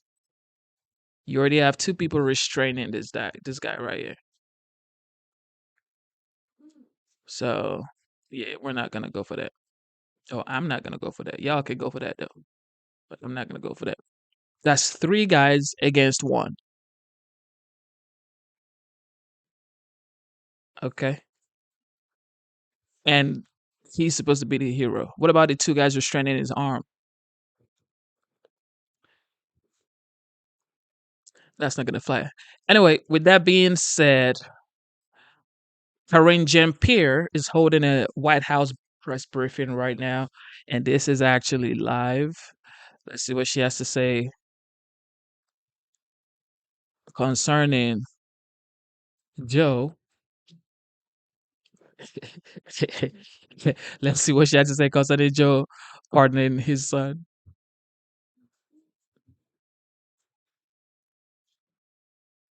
So obviously, this wasn't easy to come to this Reserve decision. the right to consider it later, and when he's that declarative as the president of the United States, that's where it carries weight. No, I understand. And Kelly, you know this president. You followed him during his vice presidency, right? You have covered him. When he's asked a question directly, he answers it directly. So we are where we are. So does he regret that he had Okay, I have a quick thing at the top, and then we'll get going.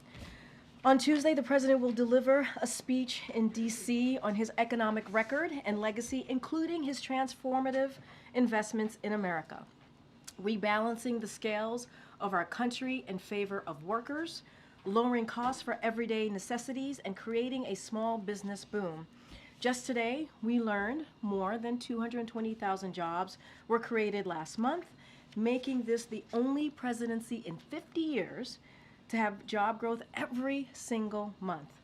Over the last 4 years, the president has rejected trickle-down economics and written a new economic playbook that builds the economy from the middle out and bottom up, not the top down.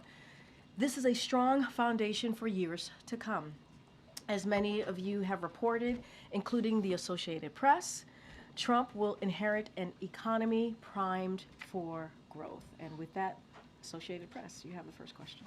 Thanks, Karine. Is the president considering blanket pardons for either individuals or groups of people who are fearful of potentially being targeted by the incoming Trump administration? So look, I'm not going to get ahead of the president, but what I can say is that the president is reviewing other pardons and commutations, and I do want to lay out a little bit of the history. The history the president has taken over the last almost 4 years, actions that he's taken, because it's important to note that the president has so far issued 20 individual pardons and 122 commutations. He's issued more sentence commutations at this point in his presidency than any of his recent predecessors at the same point in their first terms. This is in addition to groundbreaking categorical pardons that the president issued to address marijuana possession, convictions, military convictions in the LGBTQ+ community. And as recently as April, if you go back a couple of months, the president issued 11 pardons, 5 commutations for individuals convicted of nonviolent drug offenses who demonstrated a commitment to rehabilitation. So there certainly will be more to say, just more broadly speaking. And as you know, commutations and pardons are usually done when it's the president's final term historically around the holidays, and so certainly there'll be more to come. Anything outside of that, I would say that I'm not going to get into deliberations, private deliberations, and I'm just not going to get ahead of the president. Are preemptive pardons on the table as the president goes through? I'm just not going to. I'm not going to get ahead of the president. Certainly, the president is looking at reviewing next steps, and there will be more to come. I'm just not going to get ahead of the president. I'm not going to get into hypotheticals from here. And then a different pardon question. In your first briefing here, as press secretary, you committed to speaking to the American people in, and I quote, in a transparent way, in a truthful way, and an honest way. Yes. And then in July. Okay, I see opinions in the chat. So, Hingo, are you saying that, okay, you're wrong on the CEO of UHC, but you're probably right on this one based on my very limited info? I just, I gave you the information, bro. But I get it, okay? Most people may support Daniel Penny. Most people may say, well, he shouldn't have done that. There were two other guys restraining this guy's hands on the subway. Everybody has their own opinion, okay? I'm not going to fault you for your opinion. You have yours. It is what it is. Everybody has their own opinion, but this is mine, okay? Here at this podium, you were asked about the president pardoning his son, and he said, it's a no, it will be a no, it's a no. Yes, and that is exactly right. So clearly of the president's son and that pardon, it became a yes. I'm wondering if you would like to explain to us, the American people, really why the information that you provided turned out not to be true. And I answered this question on Monday. We spent about 30 minutes on this, almost 30 minutes, roughly 30 minutes on this particular issue. And I'm just going to reiterate what I said on Air Force One to your colleagues when I did the gaggle. And look, if you look at his statement, it's pretty comprehensive. The statement that he put out on Sunday when he made this decision to pardon his son, Hunter Biden. It's in his own voice. I think it takes you through his thinking. And he did. He wrestled with this. And again, he said in his statement, in his own voice, that he made that decision this past weekend. And the fact is, when you think about how the president got to this decision, circumstances have changed. They have. And a couple of things, and I said this on Monday as well. Republicans said they weren't going to let up. weren't going to stop. Recently announced Trump appointees for law enforcement have said on the campaign that they were out for retribution, and I think we should believe their words, right? We should believe. Jean Pierre, cap on cap every single time. Lorraine Jean Pierre, every time, it's always cap on cap. Like, she has never stopped capping. Her name should be Kaepernick. What they say. The sentencing was coming up, as you all know. There was a sentencing coming up, and the president said this in his statement, that Hunter and his family had been through enough. Enough is enough. And he wrestled with these circumstances, these changing circumstances ultimately. And the combination of that, the president changing his mind and issuing, certainly led to the president changing his mind and issuing this pardon. And one thing that I do want to point to, which I think is important, is what Congressman James Clyburn said when he was interviewed. He said, "I am absolutely okay with it. I don't know how many people urge him to do so, but I did." He seemed to be reticent about it. This is what Clyburn said when he spoke to the president 2 weeks ago. But I emphasized, continuing his quote, emphasized the fact that we as fathers have obligations to our children. So that was a conversation that the congressman himself had with the president. And now she's talking, okay? Now she's talking. She says, as fathers, we owe obligations to our kids. Yes, this is what he should have done in the first place. I don't know why he said he wasn't going to pardon his son. I mean, bro, what father would never pardon their kid? You should. And that's what you should do in the first place. Like, that's not even a conversation. But why would you say you weren't going to do it? Okay. Two weeks ago said that the president was reticent when he encouraged the president to do so. And this weekend, he thought about it and he weighed. It was not an easy decision to come to, and he put out a comprehensive statement. And I would certainly, offer that up to folks out there who are wondering. I would say, please read the president's response to this in full. I'm sure my colleagues have a few follow-ups, just very specifically. It's not only colleagues who watch this. There's also the American people. So to be fair. Shout out to Amanda. She says, tough dad breeds adults, not criminals. You just never know. You never know. You pray for the best, but you never know. But shout out to Amanda. Told by you in July that this would not happen, and it did. Do you, I'm saying, asking for yourself, not the president's statement, but for yourself. Do you feel like you are owed an apology by the president? Do you owe an apology to the American people? Zeke, I just laid out the president's thinking. The president laid it out himself in his own words. He did. He laid out how he wrestled with this decision. He said in his statement, as a president, as a father, he talked about how difficult it was to make this decision. He thought about it this weekend. He did. He thought about it this weekend. He wrestled with it. And there are some, factors, some real factors that he took into consideration. And that's why I keep saying folks should just take a look. Take a look. Read his statement. And I know what I said. I know what the president said. That is where we were at the time. That is where the president was at the time. I am his spokesperson. This weekend, he thought about it. He wrestled with it. Okay, so Mr. Danger says this is enabling behavior from a parent, and this is why Hunter is a man baby. Addicts prey on this behavior. Yes, you can say that, but I mean, this man has lost 2 of his children. Okay. One, he lost to the war in Iraq or Afghanistan or something like that. So, man, what is he going to do? Throw Hunter on the street? This is the only child he has left. So he's supposed to do everything in his power to protect the only one he has left. Now, y'all can say he's a drug addict, he's whatever, but this guy is the only child Joe Biden has left. 2 of his kids are dead. Okay, so even if they weren't dead, okay, support your kids. I mean, He wrestled with it and made this decision. That's what I can tell the American people. Why should they have any confidence in anything else? I think the American people understand, and I think they understand how difficult this decision would be. And I would actually add, and I think it's important to note here as you're asking me these questions, important questions to ask, that there was a poll, a US Gov poll that came out, that some of you all reported on it, and it said 64% of the American people agree with the pardon. 64% of the American people. So we get a sense of where the American people are on this. Obviously, it's one poll, but it gives you a little bit of insight. 64% is nothing to sneeze at. But again, the president talked about this, his own words. He said this weekend he wrestled with this. This weekend he thought about this, and he made this decision.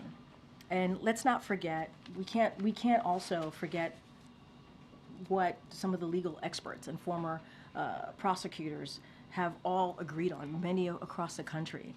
Have virtually said no one would be criminally prosecuted with felony offenses with these facts. And they've all agreed. We've heard from many legal experts on this. You heard me quote the former Attorney General Eric Holder multiple times, I think about 8 times on Monday. No U.S. attorney would have charged this case given the underlying facts.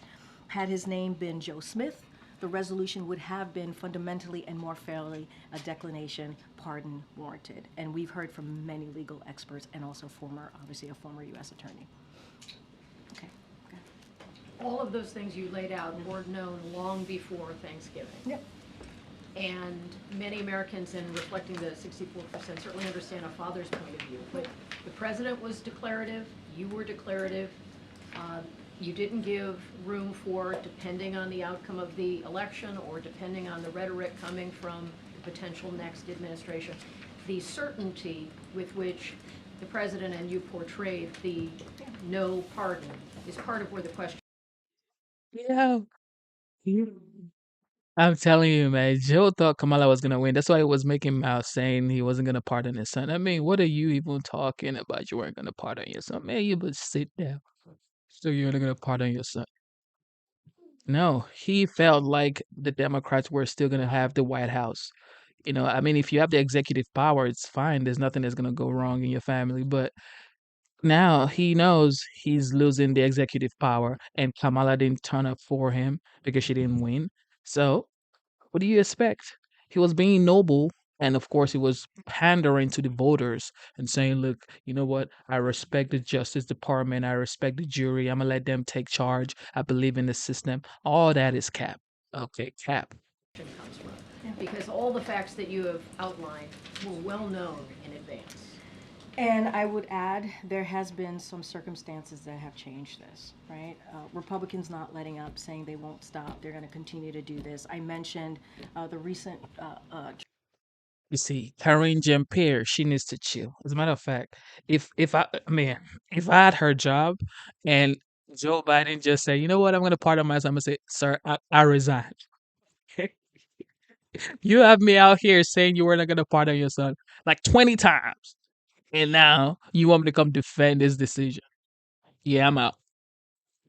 Trump appointees of legal. I respect your decision as a father. But you could have just said, "You know what? I'm gonna look into it. I'm gonna look into it," because I would have done the same thing too. Who wouldn't pardon their kid? But you kept saying that you weren't gonna pardon your kid. Enforcement positions, right? That said during the campaign they would have they were out for retribution, and so no reason to not take them for the word. I pointed that there was a sentencing coming up, as you all know. That was well known. I said there were multiple That was factors well here. Not one thing led to this. Multiple factors, and if you look at all of Stop the these, cap. it's a combination Stop the cap, of please. reasons Stop why the the cap. president wrestled with this over the weekend and made this This decision. is just cap on Now cap. we've had time, and the president has had time to absorb how the public has responded to this, to think on it further. Does he have any concerns about the fact that he had been so declarative and then granted this pardon? It's clearly done, and many Americans understand as a father how he would do that. But does he have concern about his credibility or the impact it might have on future pardon decisions? So, and I will also say, just to bring up Clyburn again, because I think it's important, right? Because you were asking me what we said over the summer. Clyburn spoke to the president 2 weeks ago, and the president. See, this is the thing right here. Who's that? Fanta and Crush says Hunter is a grown man, an adult, and should face the consequences of their actions. But that's if your father isn't the president of the United States, bro. That's why you can say this stuff. If your father was the president of the United States, you ain't finna be saying all this. You're not going to be saying this right here. You're being noble because you know nobody's gonna get you out of trouble.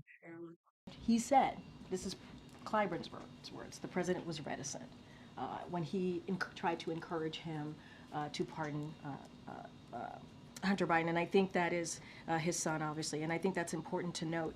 Look, I would refer you back to the last couple of sentences in the president's statement. And I think it's important here where he talked about wrestling this and wanting to understanding that the American people are fair-minded, and talked about the importance of doing this and thinking about this over the weekend and coming to this decision and how he wrestled with it. And that was, I think, a message directly to the American people. The whole comprehensive statement was something that he wanted to share with the American people. But I think the way he ended his statement actually acknowledges and wanted to be very clear to the American people his own personal thinking about this and understanding. One thing is for sure, Karen is definitely gonna get a job at CNN for sure. Like that's not even a conversation because she knows how to rigmarole and tap all day. Okay, and like I said, okay, everybody has their own opinion. You can have your own opinion about this issue, but look, I don't really care about Joe Biden, okay? But the fact that you guys would think that a father would not pardon their child, that's the unbelievable part of this issue. The father would always 1000% pardon their children. It is what it is. That they would look at this, and he believed they would be fair-minded about it. This was not easy for the president. It wasn't. Because you all mentioned the statements that we have made over the summer. So obviously, this wasn't easy to come to this decision. The right to consider it later, and when he's that declarative as the president of the United States, that's where it carries weight. No, I understand. And Kelly, you know this president. You followed him during his vice presidency, right? You have covered him. When he's asked a question directly, he answers it directly. So we are where we are. So does he regret that he had misled the public about what would eventually happen? Look, what I will say is he laid out his thought process. He talked about the underlying facts of the case. He thought it was very important. That was part of the first paragraph of his statement, wanting to explain and talking about the gun charges, right? Talking about the tax cases and wanting to make sure that they understood, like, these types of things would not be a normal reason to prosecute, right? Virtually no one would be criminally prosecuted with felony offenses with these facts. Whether it's absent aggravated factors, similar charges are rarely brought. When you think about gun charges, the tax cases, such as Hunter's, when taxes are repaid with penalties, are rarely criminally charged. They are handled civilly, and these are the things that the legal experts also agreed with him on, and so he wanted to lay that out for the American people as well. And I, don't have anything else beyond what the president laid out his thinking in his written statement, in his words. I just don't have anything beyond that. Okay. The president has also faced real swift criticism from members of his own party around this part. Democrats have called it a setback, a mistake, said that they're worried Republicans will use this against Democrats in the future. Has the president felt the need to respond directly to any of his Democratic colleagues around their criticism of this move? So look, what the president is going to focus on, and you've heard us say this, is running through the tape. He's going to focus on the American people. He's going to continue to deliver historic progress every day. That's going to be his focus. And if you think about his legacy more broadly, it includes getting us out of COVID. It includes bringing the economy back. It includes beating Big Pharma. It includes making sure that we had an infrastructure investment that we're able to do in a bipartisan way. We're talking about not just actions that the president has taken that people are going to feel today, but for generations to come. And so that's going to be his focus. I think folks in his party are going to have a lot of thoughts on this, obviously, but there have been, we've heard quotes and support from many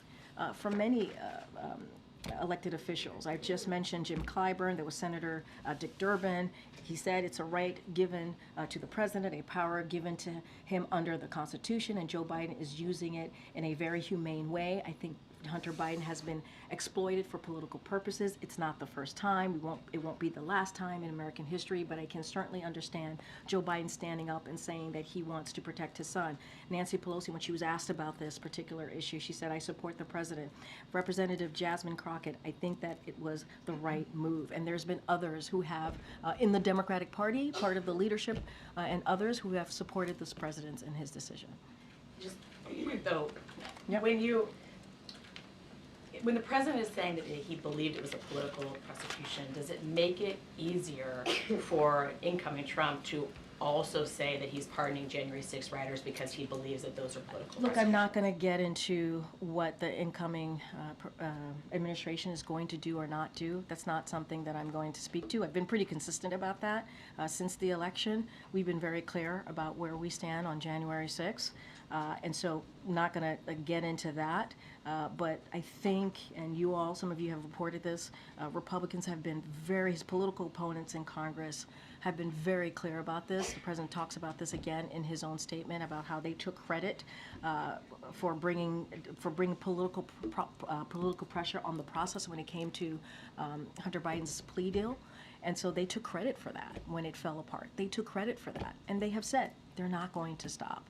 And so again, I'm not going to point to one particular reason for the president making this decision. There's been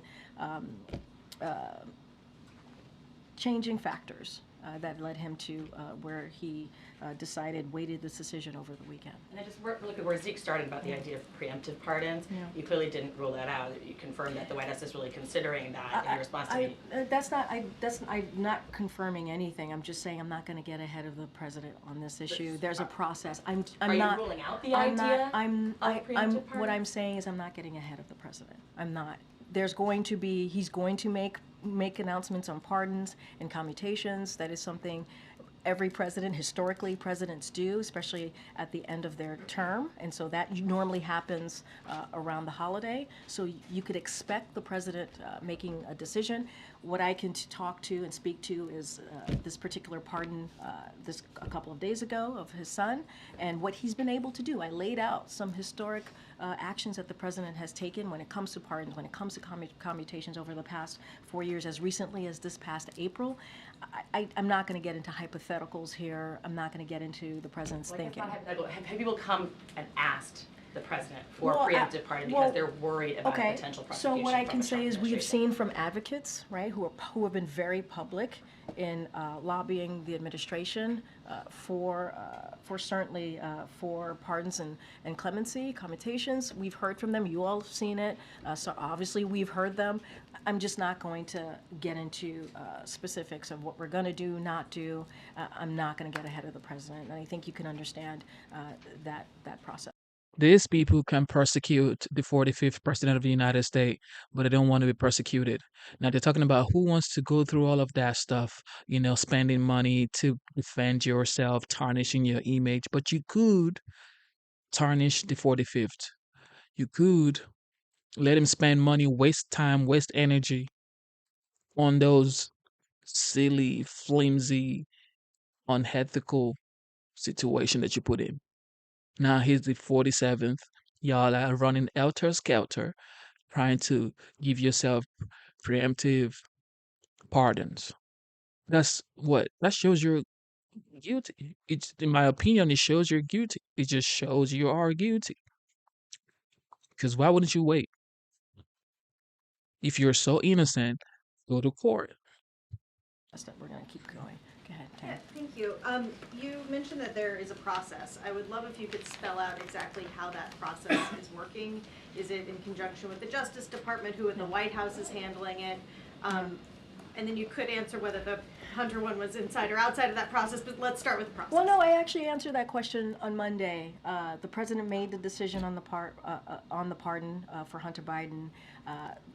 the White House reached out to the Department of Justice because that has to be filed with the Department of Justice. It was the president's decision. There was no consultation with the Department of Justice. As you know, the president has the right to do this. So that was obviously a very separate process.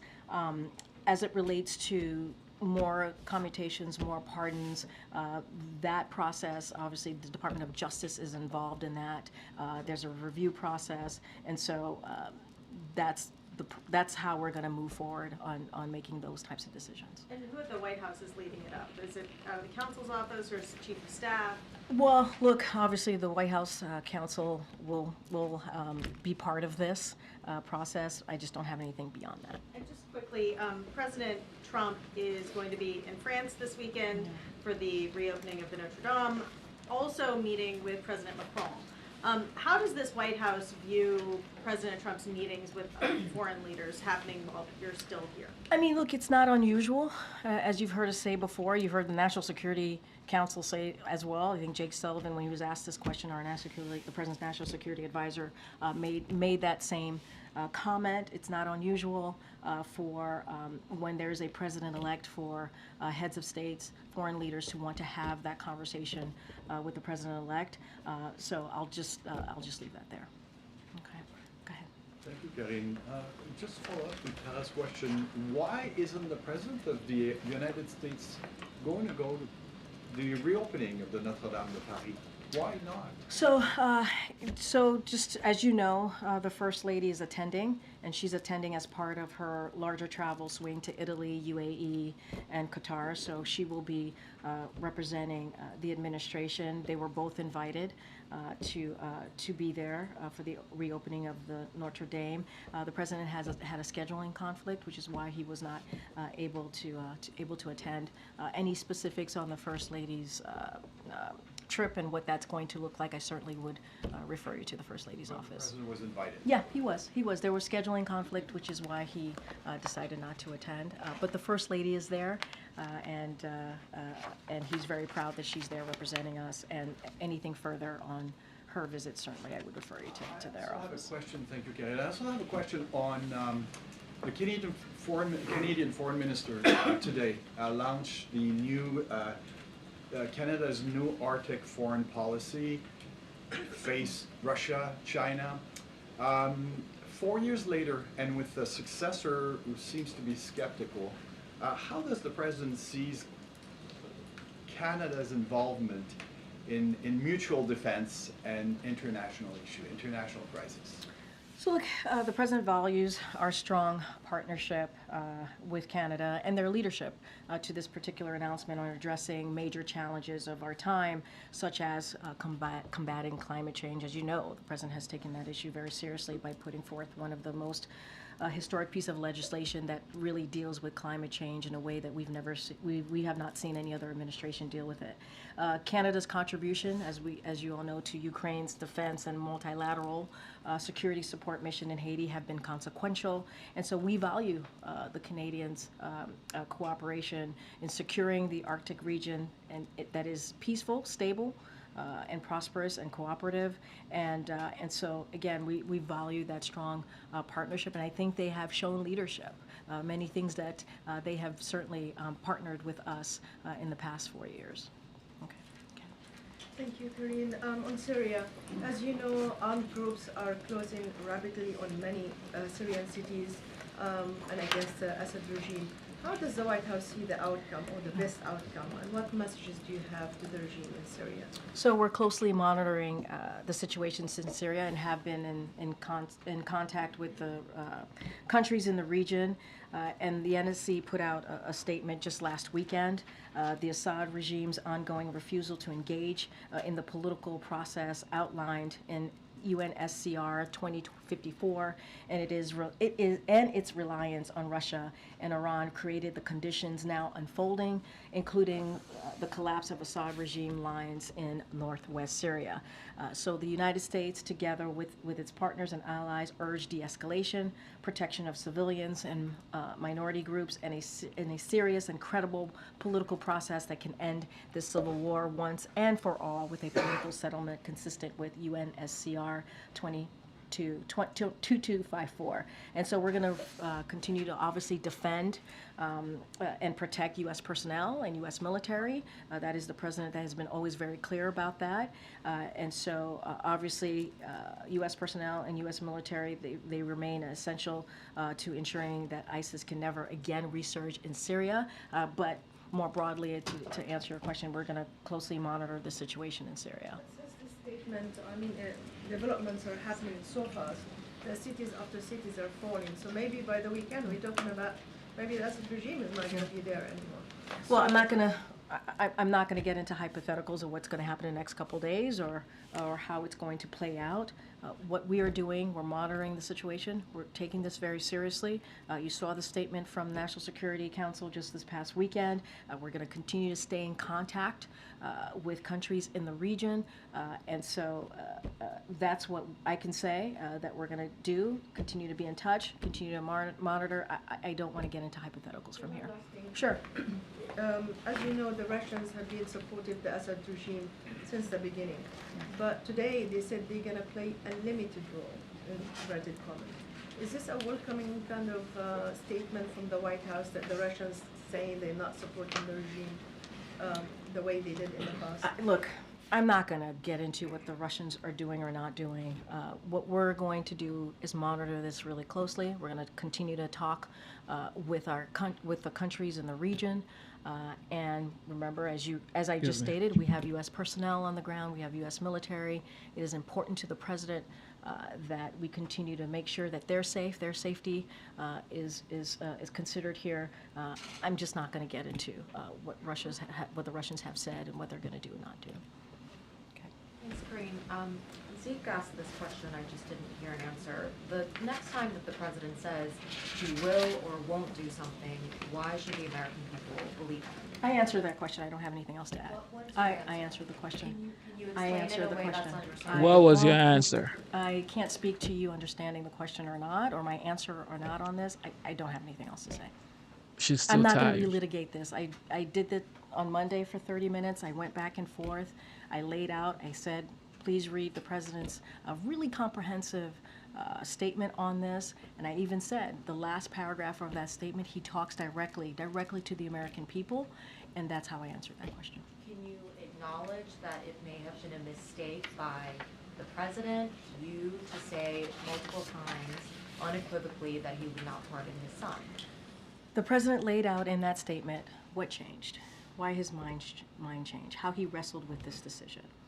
The president laid that out. I don't have anything else to add.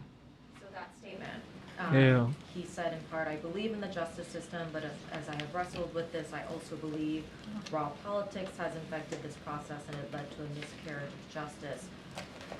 Just to understand that sentence, I think it's important. Yeah, Is for it sure. that the president believes in the justice system except in some cases? He believes in the justice system. He believes the facts are,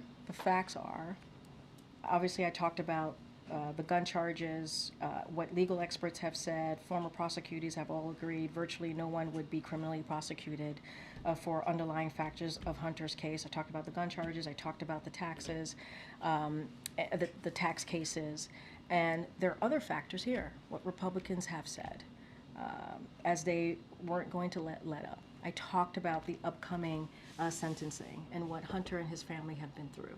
I talked about the appointees by the incoming president on law enforcement positions, and he wrestled with it. He did. And I also talked about what Jim Clyburn said.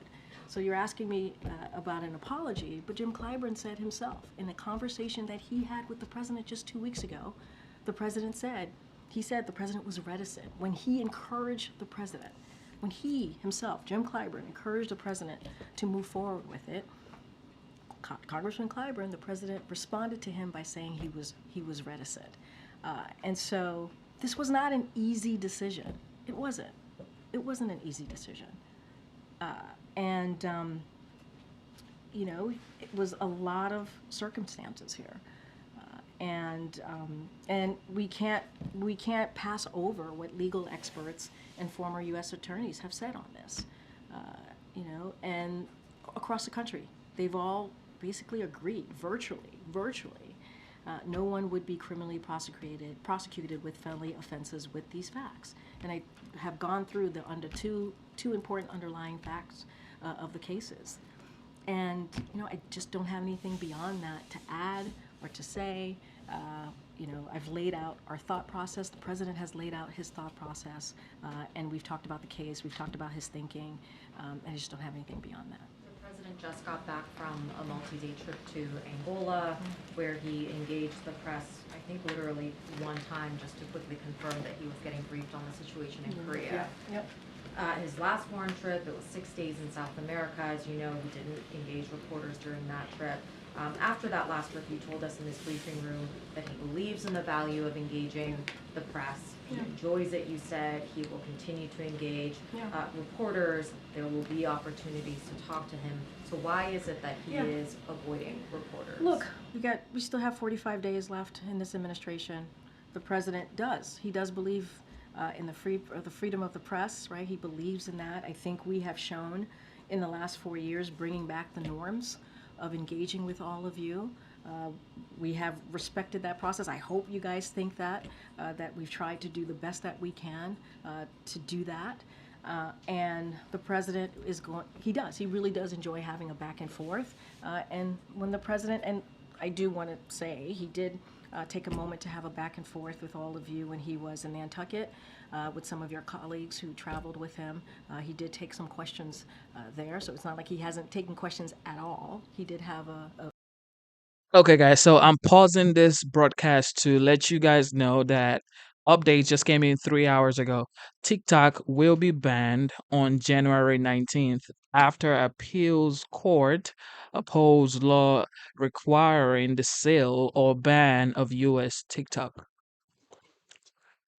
Is this gonna happen for real, or Elon Musk is gonna buy TikTok? Because they're banning it because they're saying that a Singapore guy owns TikTok, and they're like sort of funneling information, crucial information, to China or something like that, and they want the U.S.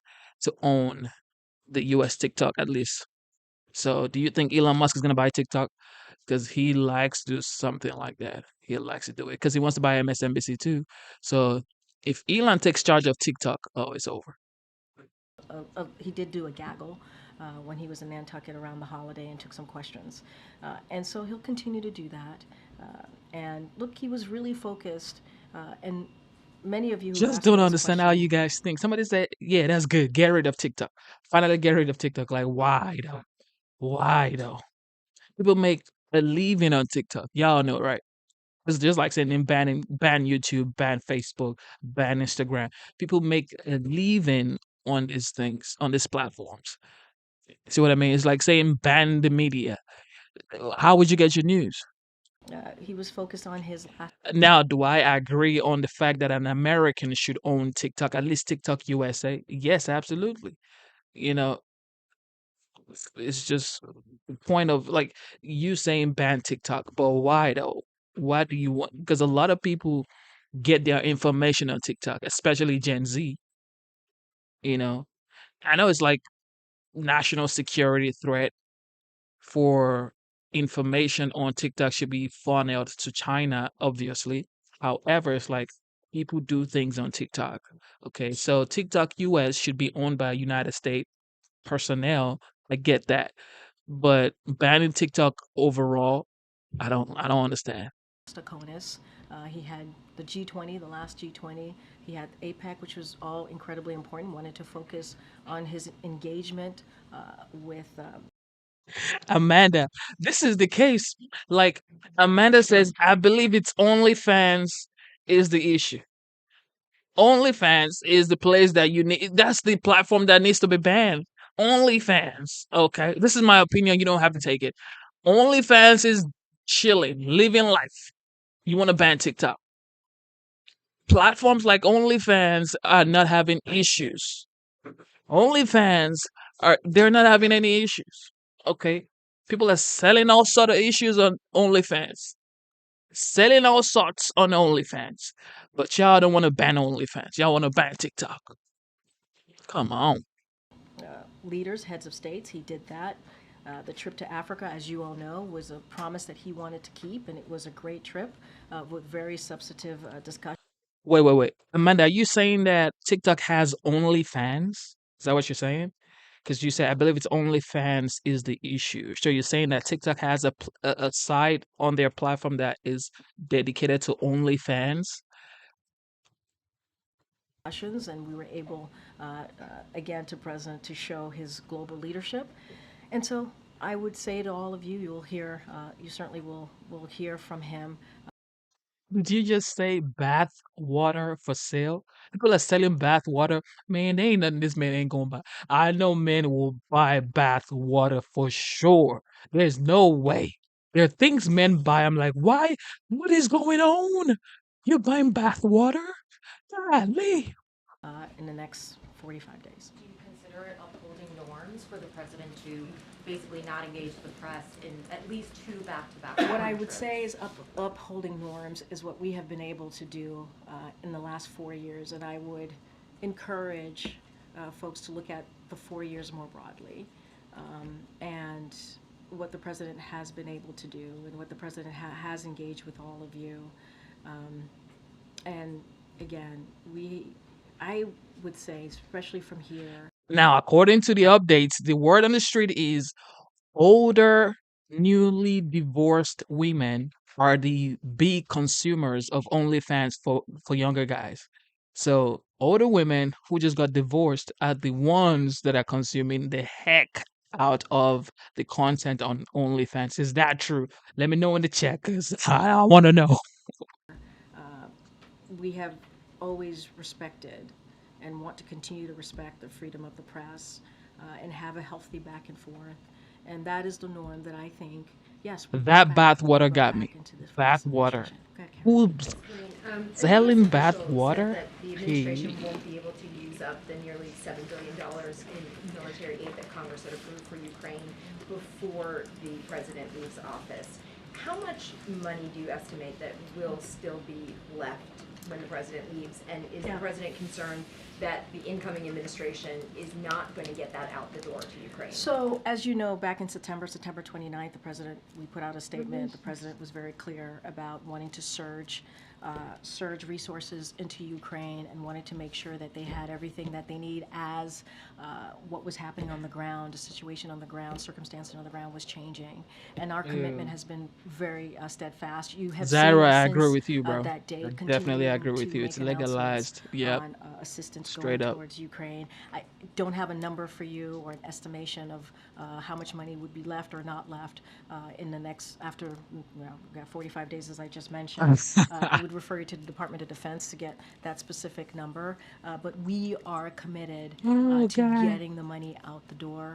We are committed to make sure that Ukraine has the resources that it needs. As you know, we have led that. This president has led certainly that charge globally, making sure that Ukraine has the support, making sure 50 Bath countries water get for behind, sale. gotten behind Ukraine. Yeah, with y'all that. need to The contact NATO Amanda, alliance bro. is stronger than it's ever been before, and I think you see that commitment from this president, and so we're going to continue to surge that. With this acknowledgement that there will be funding left when he leaves, and given that this has been such a top priority for the administration and for this president, is he worried that when he leaves, that the incoming administration is going to leave this money on the table and not get it out? And so, look, again, I'm trying to be really mindful not to get into hypotheticals or what the next administration is going to do or not do. We got to let that process move forward. What I will say and remind folks that we got that funding. Fancy says bring back shaming. how we Yeah, were able to absolutely. get that, Bring back shaming, bro. funding Make to shaming make great sure the again. resource we're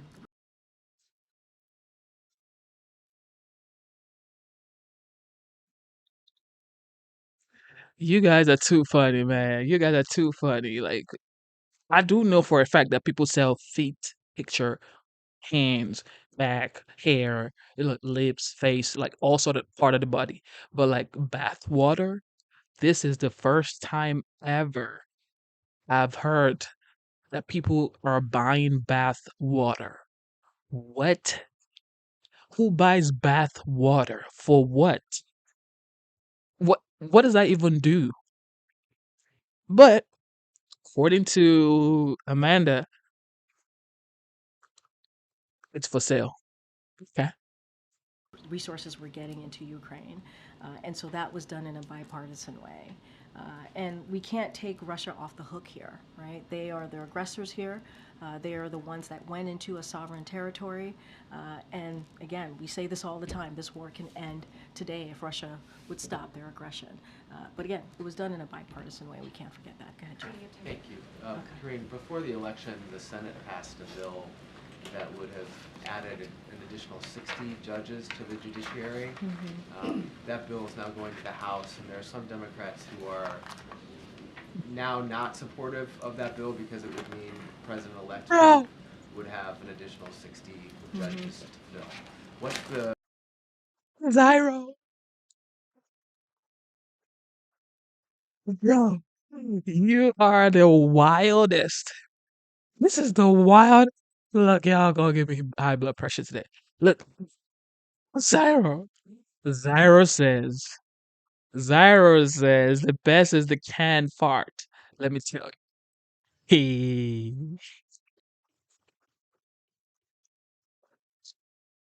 or judge spaces to fill? What's the administration's view on that bill? Would the Yeah. president sign or veto it? And so I need to talk to the president and Office of Leg Affairs about this. I have not had that discussion about this particular bill. As you know, we have been pretty aggressive and steadfast in getting. Y'all need to put me up to date because this is all new to me. What do you mean? First of all, canned fart, bath water. Now Amanda says gamer farts. So like, what do you mean by gamer fart though? Amanda, put a list in the chat. Put the list in the chat, Amanda. We need to talk about this. Amanda, put the list in the chart. You said bath water. You said gamer fart. Amanda seems to have the list. Amanda seems to have the list. Now that I'm thinking now, Amanda. Put in the chat, Amanda. Zyro 2. Zyro's Garden. You sort of kind of have the list. So Zyro's Garden, Amanda, put the list in the chat.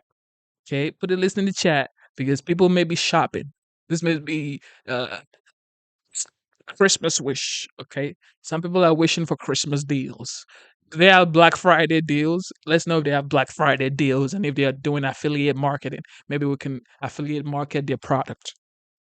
Our nominated judges, qualified judges, through in the Senate process. And so we have been able to steadily do that over the past couple of weeks on this particular legislation. I just need to talk to the team. I don't want to get ahead of them. Right. And one more on pardons. Sure. With having pardoned his son, some of the criticism that came from the left, including, I believe, Black Lives Matter, was that black men have been unfairly charged and imprisoned and don't have fathers who have the ability to pardon them. Does the fact that the president has pardoned his son, who was convicted by a jury and did plead guilty on the tax charges, put pressure on the president, or does he feel pressure to do an even greater number of pardons this time around for people who don't have that privilege? So there's a process. The president's going to go through it. I'm not going to get ahead of him. But again, I do want to, I hope folks don't forget what the president has been able to do, the actions that he's been able to take over the last 4 years. I went through them just to touch on them a little bit. He's issued 20 individual pardons, 122 commutations. He's issued more sentence commutation at this point in his presidency than any of his recent predecessors at the same point in the first term. This is in addition to the groundbreaking categorical pardons that the president issued to address marijuana possession convictions and military convictions in the LGBT plus community. And let's not forget what he was able to do in April. 11 pardons, 5 commutations for individuals convicted of nonviolent drug offenses who demonstrated a commitment to rehab. And so there's going to be more to come. But what the president has done, you've shown his commitment to making sure that he takes these pardons as he has over the last 4 years in a way that is important for communities that you just spoke to. And he's talked about the criminal justice system. He's talked about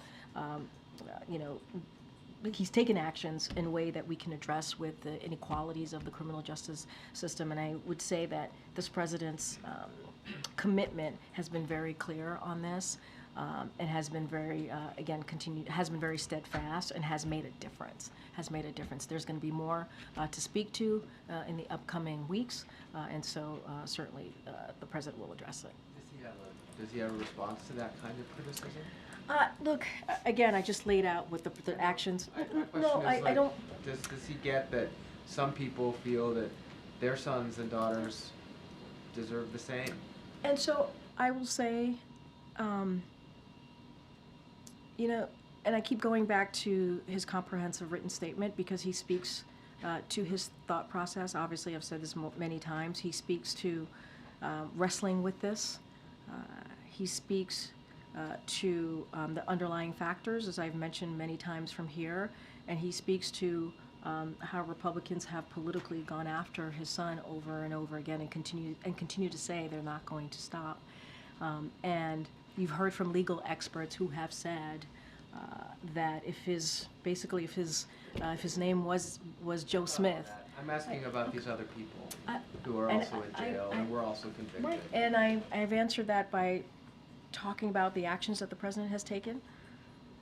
I've answered that by pointing to the president's statements, him wrestling with this and laying out his thought process. It was in his own words. And you know, you also asked me if there are going to be additional pardons. There will be. We're reviewing it. We're trying to figure out the next steps in this, and you'll hear from the president on this in the next couple of weeks. But we can't put aside the important notes that I made about the actions that the president has taken on issues that matter to the community. And again, I said he's issued more sentence commutation at this point in his presidency than any of his recent predecessors at this same point in their first terms. That matters. He's taken this very seriously, and so, you know, that's what I hope folks would take from that. A president that's been very serious, that's taken actions, and that's how I'm going to answer that question. Go ahead. Thanks, Karine. When you're standing there at the lectern, you are White House Press Secretary speaking on behalf of the President, conveying his thoughts and views of the administration. And it's for that reason that you said on his behalf all those times that he had no plans to do what he did on Sunday. Has he expressed any regret to you directly, personally, for having put you in this position and now having to go back? Look, I understand this question, and you started off, I think the way you started off the question is basically how I feel, right? And I think all of us who work in this administration, I work for the president, I speak for the president, I comment on behalf of what he feels and thinks, and that's my job. That's my job as the press secretary, the White House press secretary, the person who speaks on behalf of the President of the United States, and that's how I feel. I feel like it's my... Did he apologize to you? Look, there's no apology needed, maybe, to answer that question. No apology needed. What I will say is, this is a president. You've heard me talk about the legal experts, what they have said, how they agreed with the president in taking this action. You've heard me say that over and over again. I've laid out quotes from different U.S. attorneys, prosecutors, who really laid out how the underlying factors of Hunter's case would not lead to what had occurred in the past several months. And I will also say this, and you heard this president say this many times before, he believes when it comes to his family, when it comes to how he moves forward about thinking about his family, they're the beginning, the middle, and the end. And he wrestled with this. It was not an easy thing for him to decide. There's a reason why I keep bringing up Congressman Jim Clyburn, is because this is someone who spoke to the president just 2 weeks ago and encouraged him to do so, to pardon his son. And at the time, the congressman said 2 weeks ago that this president was reticent. So obviously, obviously he wrestled with this. So no apology needed from him to me. One of the other things he often says is that voters should trust his, quote, word as a Biden. Should they still? Yes, the president. This was a pretty big, defiant public pronouncement by him that he wasn't going to do this anymore. I hear you and I understand. But the president wrestled with this. He truly did. And, you know, I called out the US Gov poll where 64% of Americans, that's not a small number, agree with the president's decision to pardon his son. And I think that gives you a little bit of a tiny window of where the American people are on this. He sidestepped a judge and a jury's decisions on the cases involving his son. He criticized the political nature of the prosecution. The next president has spent the last several years vowing to upend the Justice Department and the FBI. Looking at their current and future presidents, why should any American continue to have confidence in the American justice system? Well, the president does have confidence in the American justice system. And he said that in his statement. Certainly continues to have confidence in the Department of Justice. Leaders who single out incidents that involve them or their families and say, well, that'd be unfair to me, but the rest of you should agree with it. Can I just be very blunt here? The situation with Hunter Biden and what the incoming president has said are very different. But they're making similar arguments, which is that they've been unfairly prosecuted because of who they Our cap, the level of a cap is just on another level. You guys said you weren't not going to pardon this guy, and you did. So why should the Democrats believe you guys? You guys have lied to your people, and now Democrats are saying, you know what? What is the difference between Republicans and Democrats? Okay, you guys said Trump was a bad guy, and he was above the law. He presumed himself to be above the law, and the Republicans support him. But now, what are you doing? What have you done?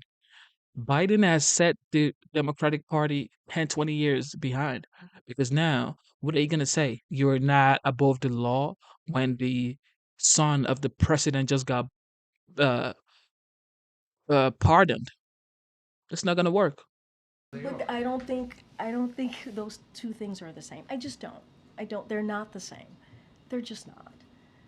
And I think the American people understand that. I do. I do think they believe and understand that they're not the same. What the president's son had to go through, and what we've heard from legal experts, former U.S. attorneys general, who look at this case, who understand this case, and have said, there would not be this situation. And I think that's important to note as well. And they've been very clear about this. We've heard from many of them, legal experts, former U.S. attorneys from across the country. Stop the cap. Have all agreed virtually no one would be criminally prosecuted with felony offenses with these facts. I talked about these facts as it relates to the gun charges and tax cases that obviously Hunter Biden's case. And so that is, you can take their word for it. You can take their word for it. Okay. wait. Bring that back.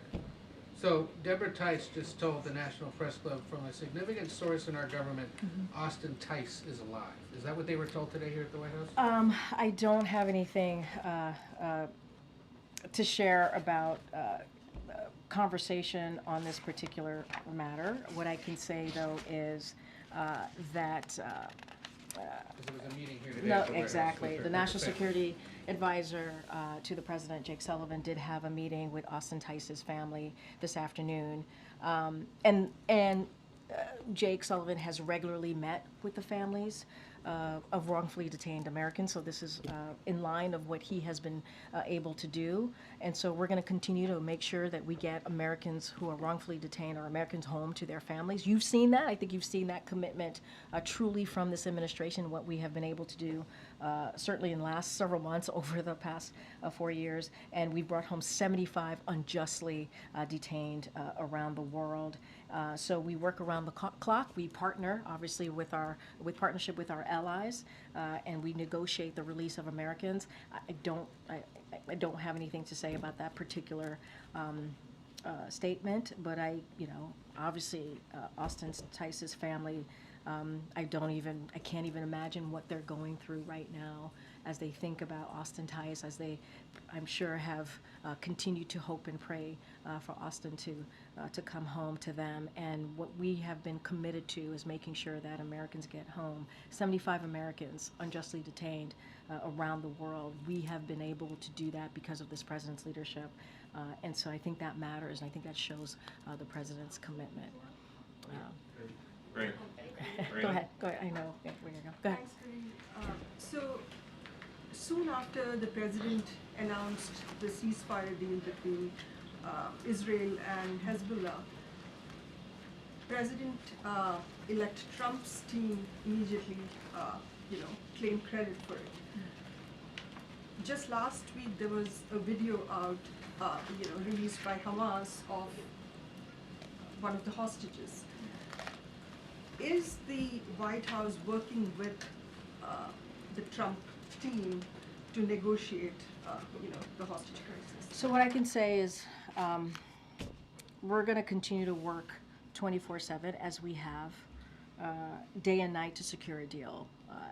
And that would certainly free the hostages, bring about a ceasefire in Gaza. And so we have been in touch with the president-elect's team to ensure that they're aware of our efforts. And so we believe they are supportive of them, the president-elect's team, and these conversations have been constructive. But we have been doing the work for some time, right? We've been working around the clock in getting that done. And so that's what we're going to continue to focus on. Okay. All right. Thanks, everybody. Thanks, everyone. Thank you for tuning in to the live stream. You know what time it is. It is your boy Genesis. Welcome to the live show. Yes, y'all, this is a place where we get together, we share opinions. Nobody is above anybody, okay? Everybody, we're just having a good time. Freedom of speech. Unless you become, I guess, abusive or maybe stupid, or you don't know how to have a conversation without cursing somebody out, or no, you know what I mean? So you can do whatever you want pretty much here. Okay, do whatever you want, say what you want, accept, respect everybody's opinions, and don't shame anybody for their opinions. Okay, it is what it is. God bless you guys for tuning in. Okay, so guess who won the Patriot of the Year? Shout out to the moderators, Amanda, Average Joe, and also my boy, I see you, Zyro Garden. God bless you, bro. And thank you to everybody for tuning in. Check this out. Trump won the Patriot of the Year yesterday. I just want to say we're going to bring prices down. We're going to make our country safe. We're going to stop people from robbing our stores and hurting our people. We're going to, and we'll get involved with governors, including Democrat governors, because that's. Shout out to the legend. I just want to say we're going to bring prices down. We're going to make our country safe. We're going to stop people from robbing our stores and hurting our people. We're going to, and we'll get involved with governors, including Democrat governors, because that's unfortunately, whether you like it or not, that's where the crime is. It's in virtually every case, it's with Democrat-run cities and states, and we're going to stop it. We're going to work with the governors and the mayors, even if they're Democrats, and we're going to get it down, and we're going to bring our country back, and it's going to be bigger and better and stronger than ever before.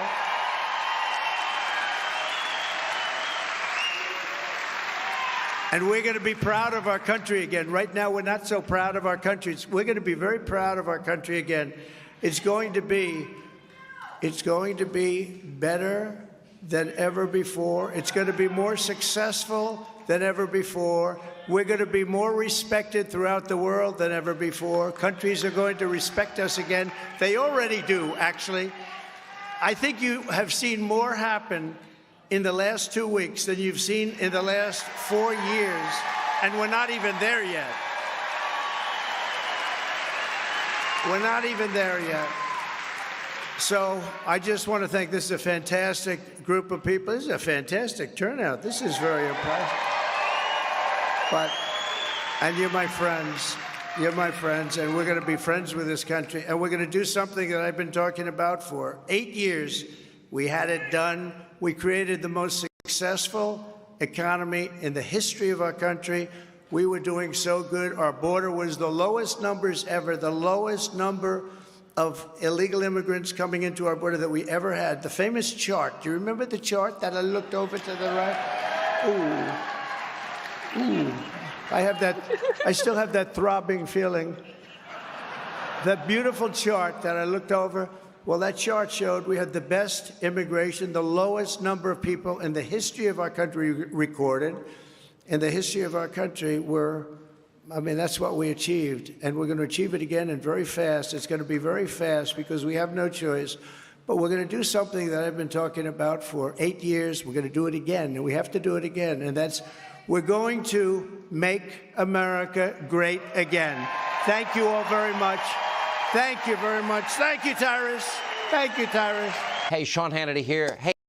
So wait, this is like his first award in like years, because everybody has been against him, but now the awards are gonna be rolling in. Anyway, with that being said, I'm gonna run you guys with one or two more, and that would be it. I think Jeff Bezos wants to be part of this administration.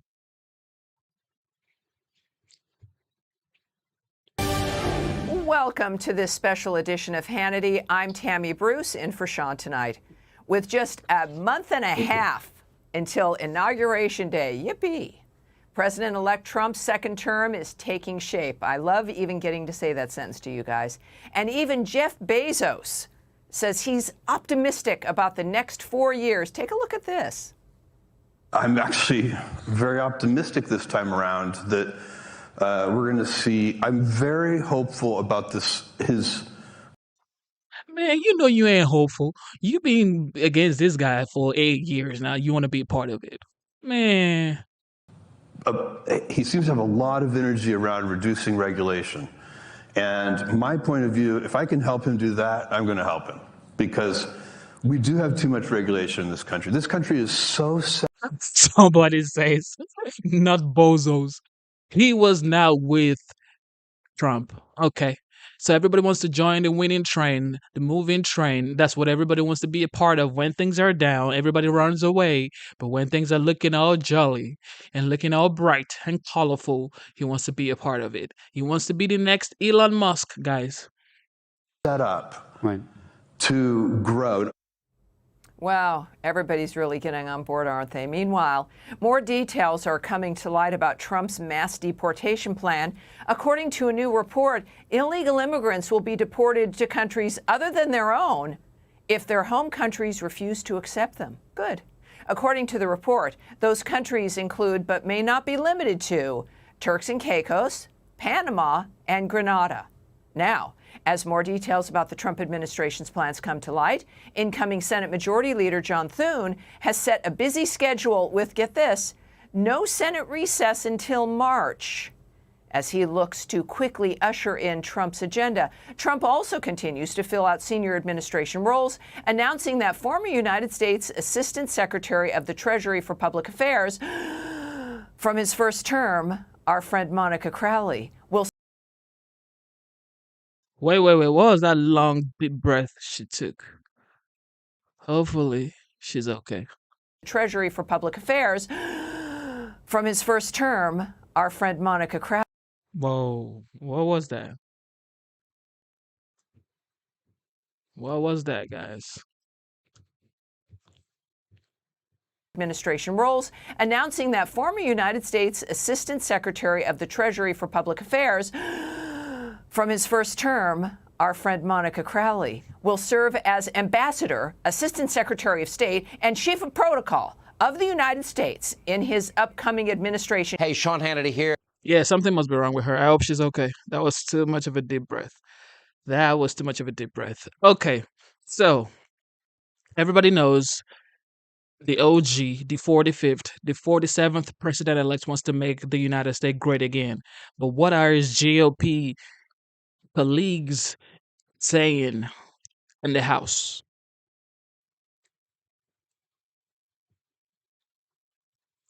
You don't hear too much about it, but among Republicans, it isn't Pete Hegseth that concerns them. It's the president-elect's choice for labor secretary. Oh, yeah. Okay, so this right here is the labor guy, the pro-union guy, well, the Teamstead leader right here speaks about the 47th president-elect and why people support him and supported him way before he even won the election. Secretary, the Oregon Republican Congresswoman Lori Chavez de Reamer, I hope I'm pronouncing that right. A lot of people are kind of scared off by, certainly in the Republican Party, her sweeping pro-union bill. She was among those to vote for. Shout out to Russ. Russ says he's the 47th and he has the Senate and the House. Like, it's a red wave, guys. Red tide, according to Russ. Shout out to Russ one more time. You know what time it is.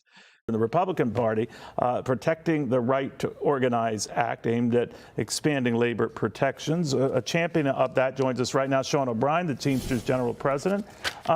Sean, you were quite pleased with this. You've probably heard that many Republicans are not. This caught them by surprise. Obviously, President-elect Trump was sending a message here. What do you think that was?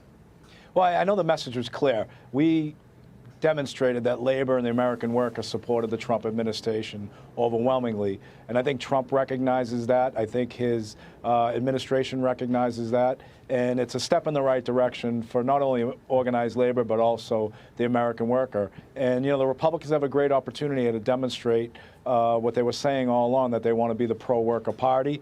And so the proof will be in the pudding moving forward. I clearly endorsed the Secretary of Labor, and I'll stand by that all day long.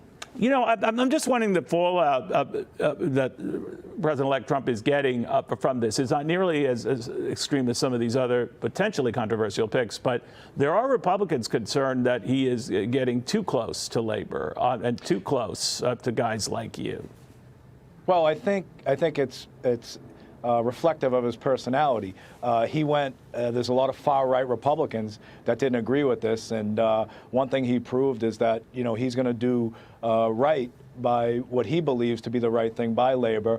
I think he showed tremendous courage and conviction by going against the far right, and I think over time it'll demonstrate that the American worker and labor organizations are very valuable. We want a seat at that table. We want to make certain that we develop relationships. There shouldn't be lines drawn in the sand. Let's work together and get some things done on behalf of the American worker.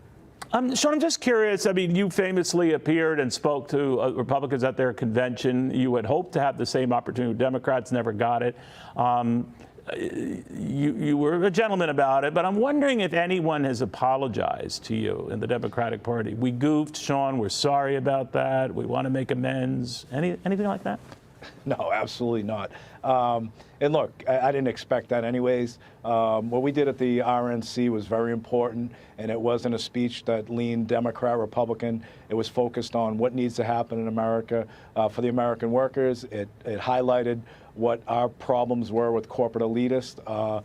And look, I'm not looking for apologies. The Democratic Party has an opportunity to refocus, look in the mirror, and see what they could have done differently. Look, this whole Absolutely. This is a chance for the Democratic Party to actually go back to the drawing board, learn how to listen to the people, draw up some new policies, and then come back to the people.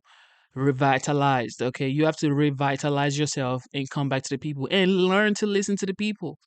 I feel like, well, I've seen that the Democratic Party do not listen to the people. They like to judge the people, tell the people what they should believe, tell the people what they should feel like, how they should feel, and then point to the people not supporting them and saying, you guys are illiterate. You guys are not educated. Why are you supporting this guy? Especially if you're brown skin or whatever, immigrant who came here legally, who became a United States citizen like me, it took me 5 years to become a United States citizen. I went through USCIS, I went through Homeland Security. I had to learn, read, learn the Constitution, learn so many things, took the test, finally passed, became a United States citizen. And now it's like, well, you don't even know what you're doing. You're voting against yourself. Why? Because I want secured border, because I want a better economy, because I want low mortgage rates, because I don't want the United States funding to be sent to give ammunitions to people like Ukraine. You know, why don't you be a diplomat and advocate for peace? You know what I mean? Like, they only know how to shame people for their beliefs. This is what I believe about the Democratic Party. They only know how to shame people for their beliefs and for their opinions instead of actually listening to them and say, you know what, we want to listen to what you have to say. Why do you think this way? So is this what you think is going to be better for you and your family? Why can't that be the situation? Must you shame people for what they believe in? Do not shame people. If you are a public servant, if you are in the government, your job is to listen to the people that vote you in, not telling the people that vote you in to not vote for the other person because, if you vote that way, then you're voting against yourself. Why though? Why though? Give me a reason I should vote for you. Don't just like lie about stuff. Don't try to push ideologies to me. Tell me why I should vote for you, not just point it to the other person saying this person is bad for you. Okay, I get it. But what are you going to do? Election, from the Democratic standpoint, they based it on social issues. Social issues are very important, but our members, the American workers, are concerned about the economic issues. Sean, it is what it is. I am just wondering, I mean, you ended up not endorsing either candidate. You didn't commit to either candidate, even though there were polls that showed within your membership they preferred Donald Trump by a substantial margin. So why didn't you just go ahead and say, we are supporting Donald Trump?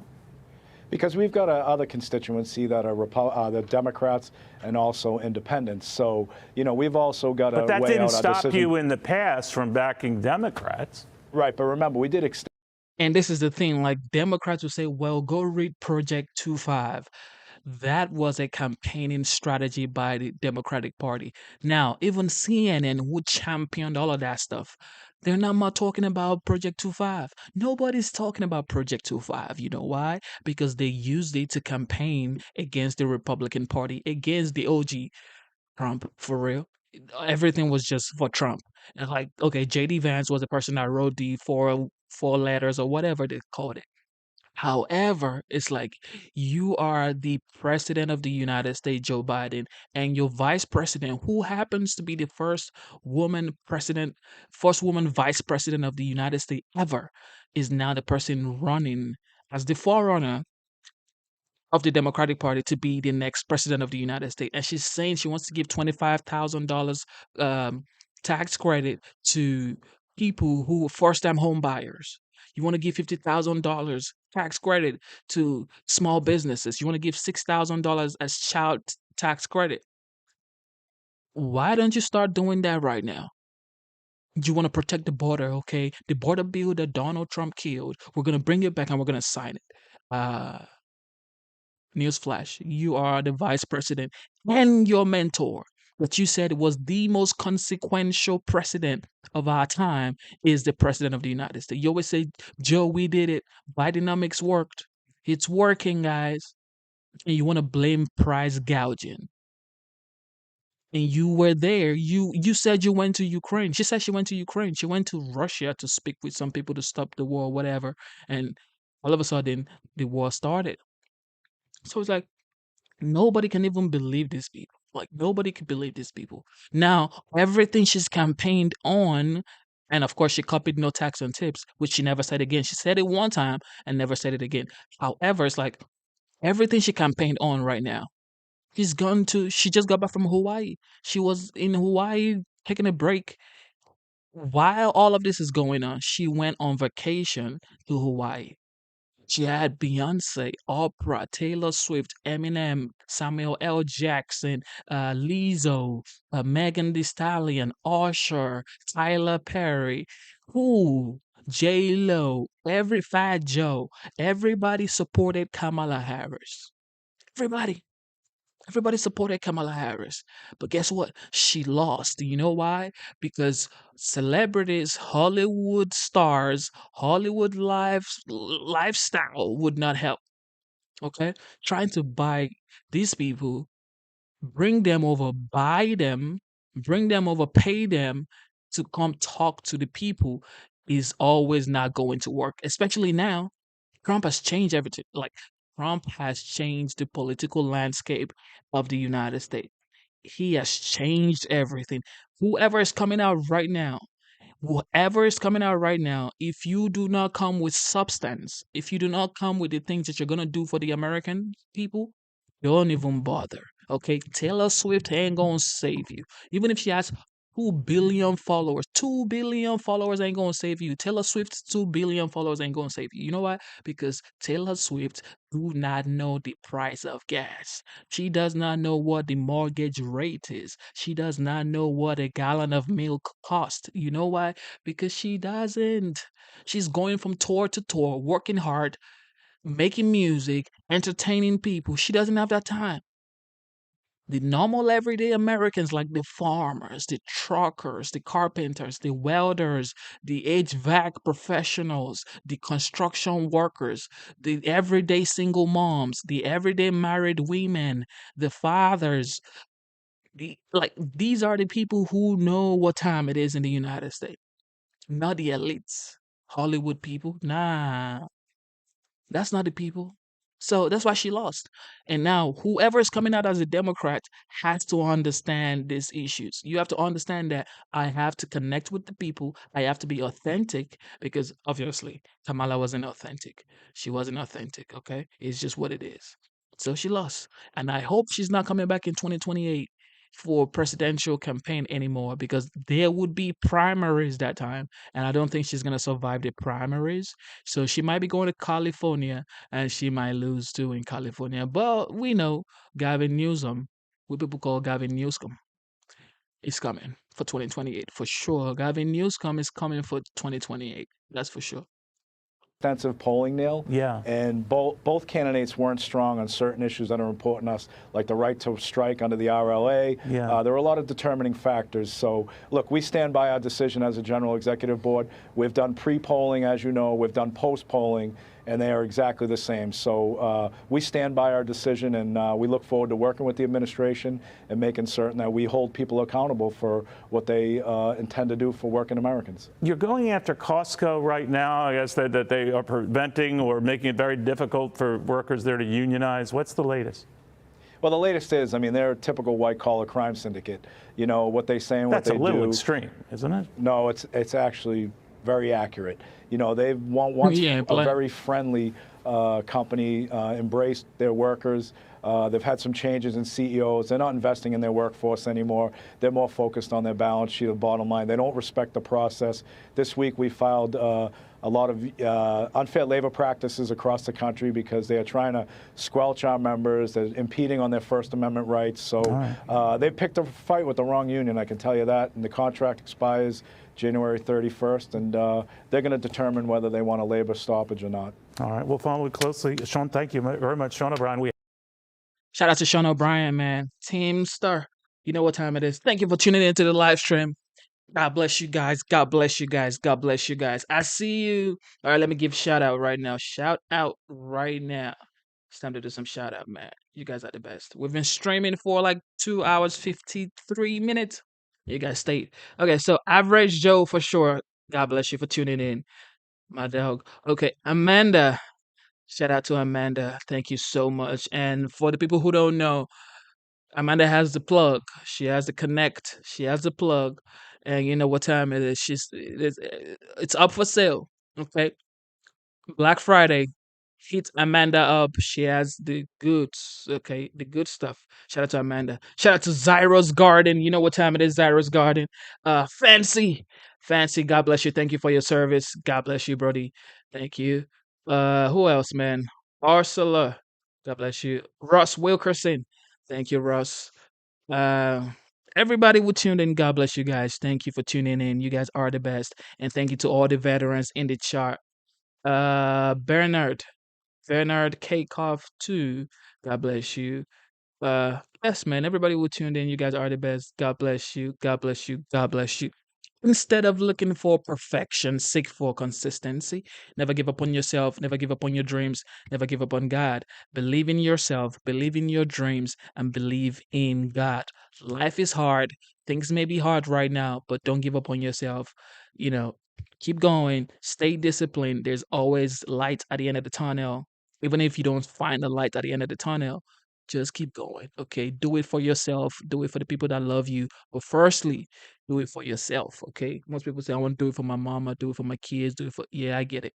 Okay, however, what about you? Okay, you are the only consistent thing in your life. Do it for yourself.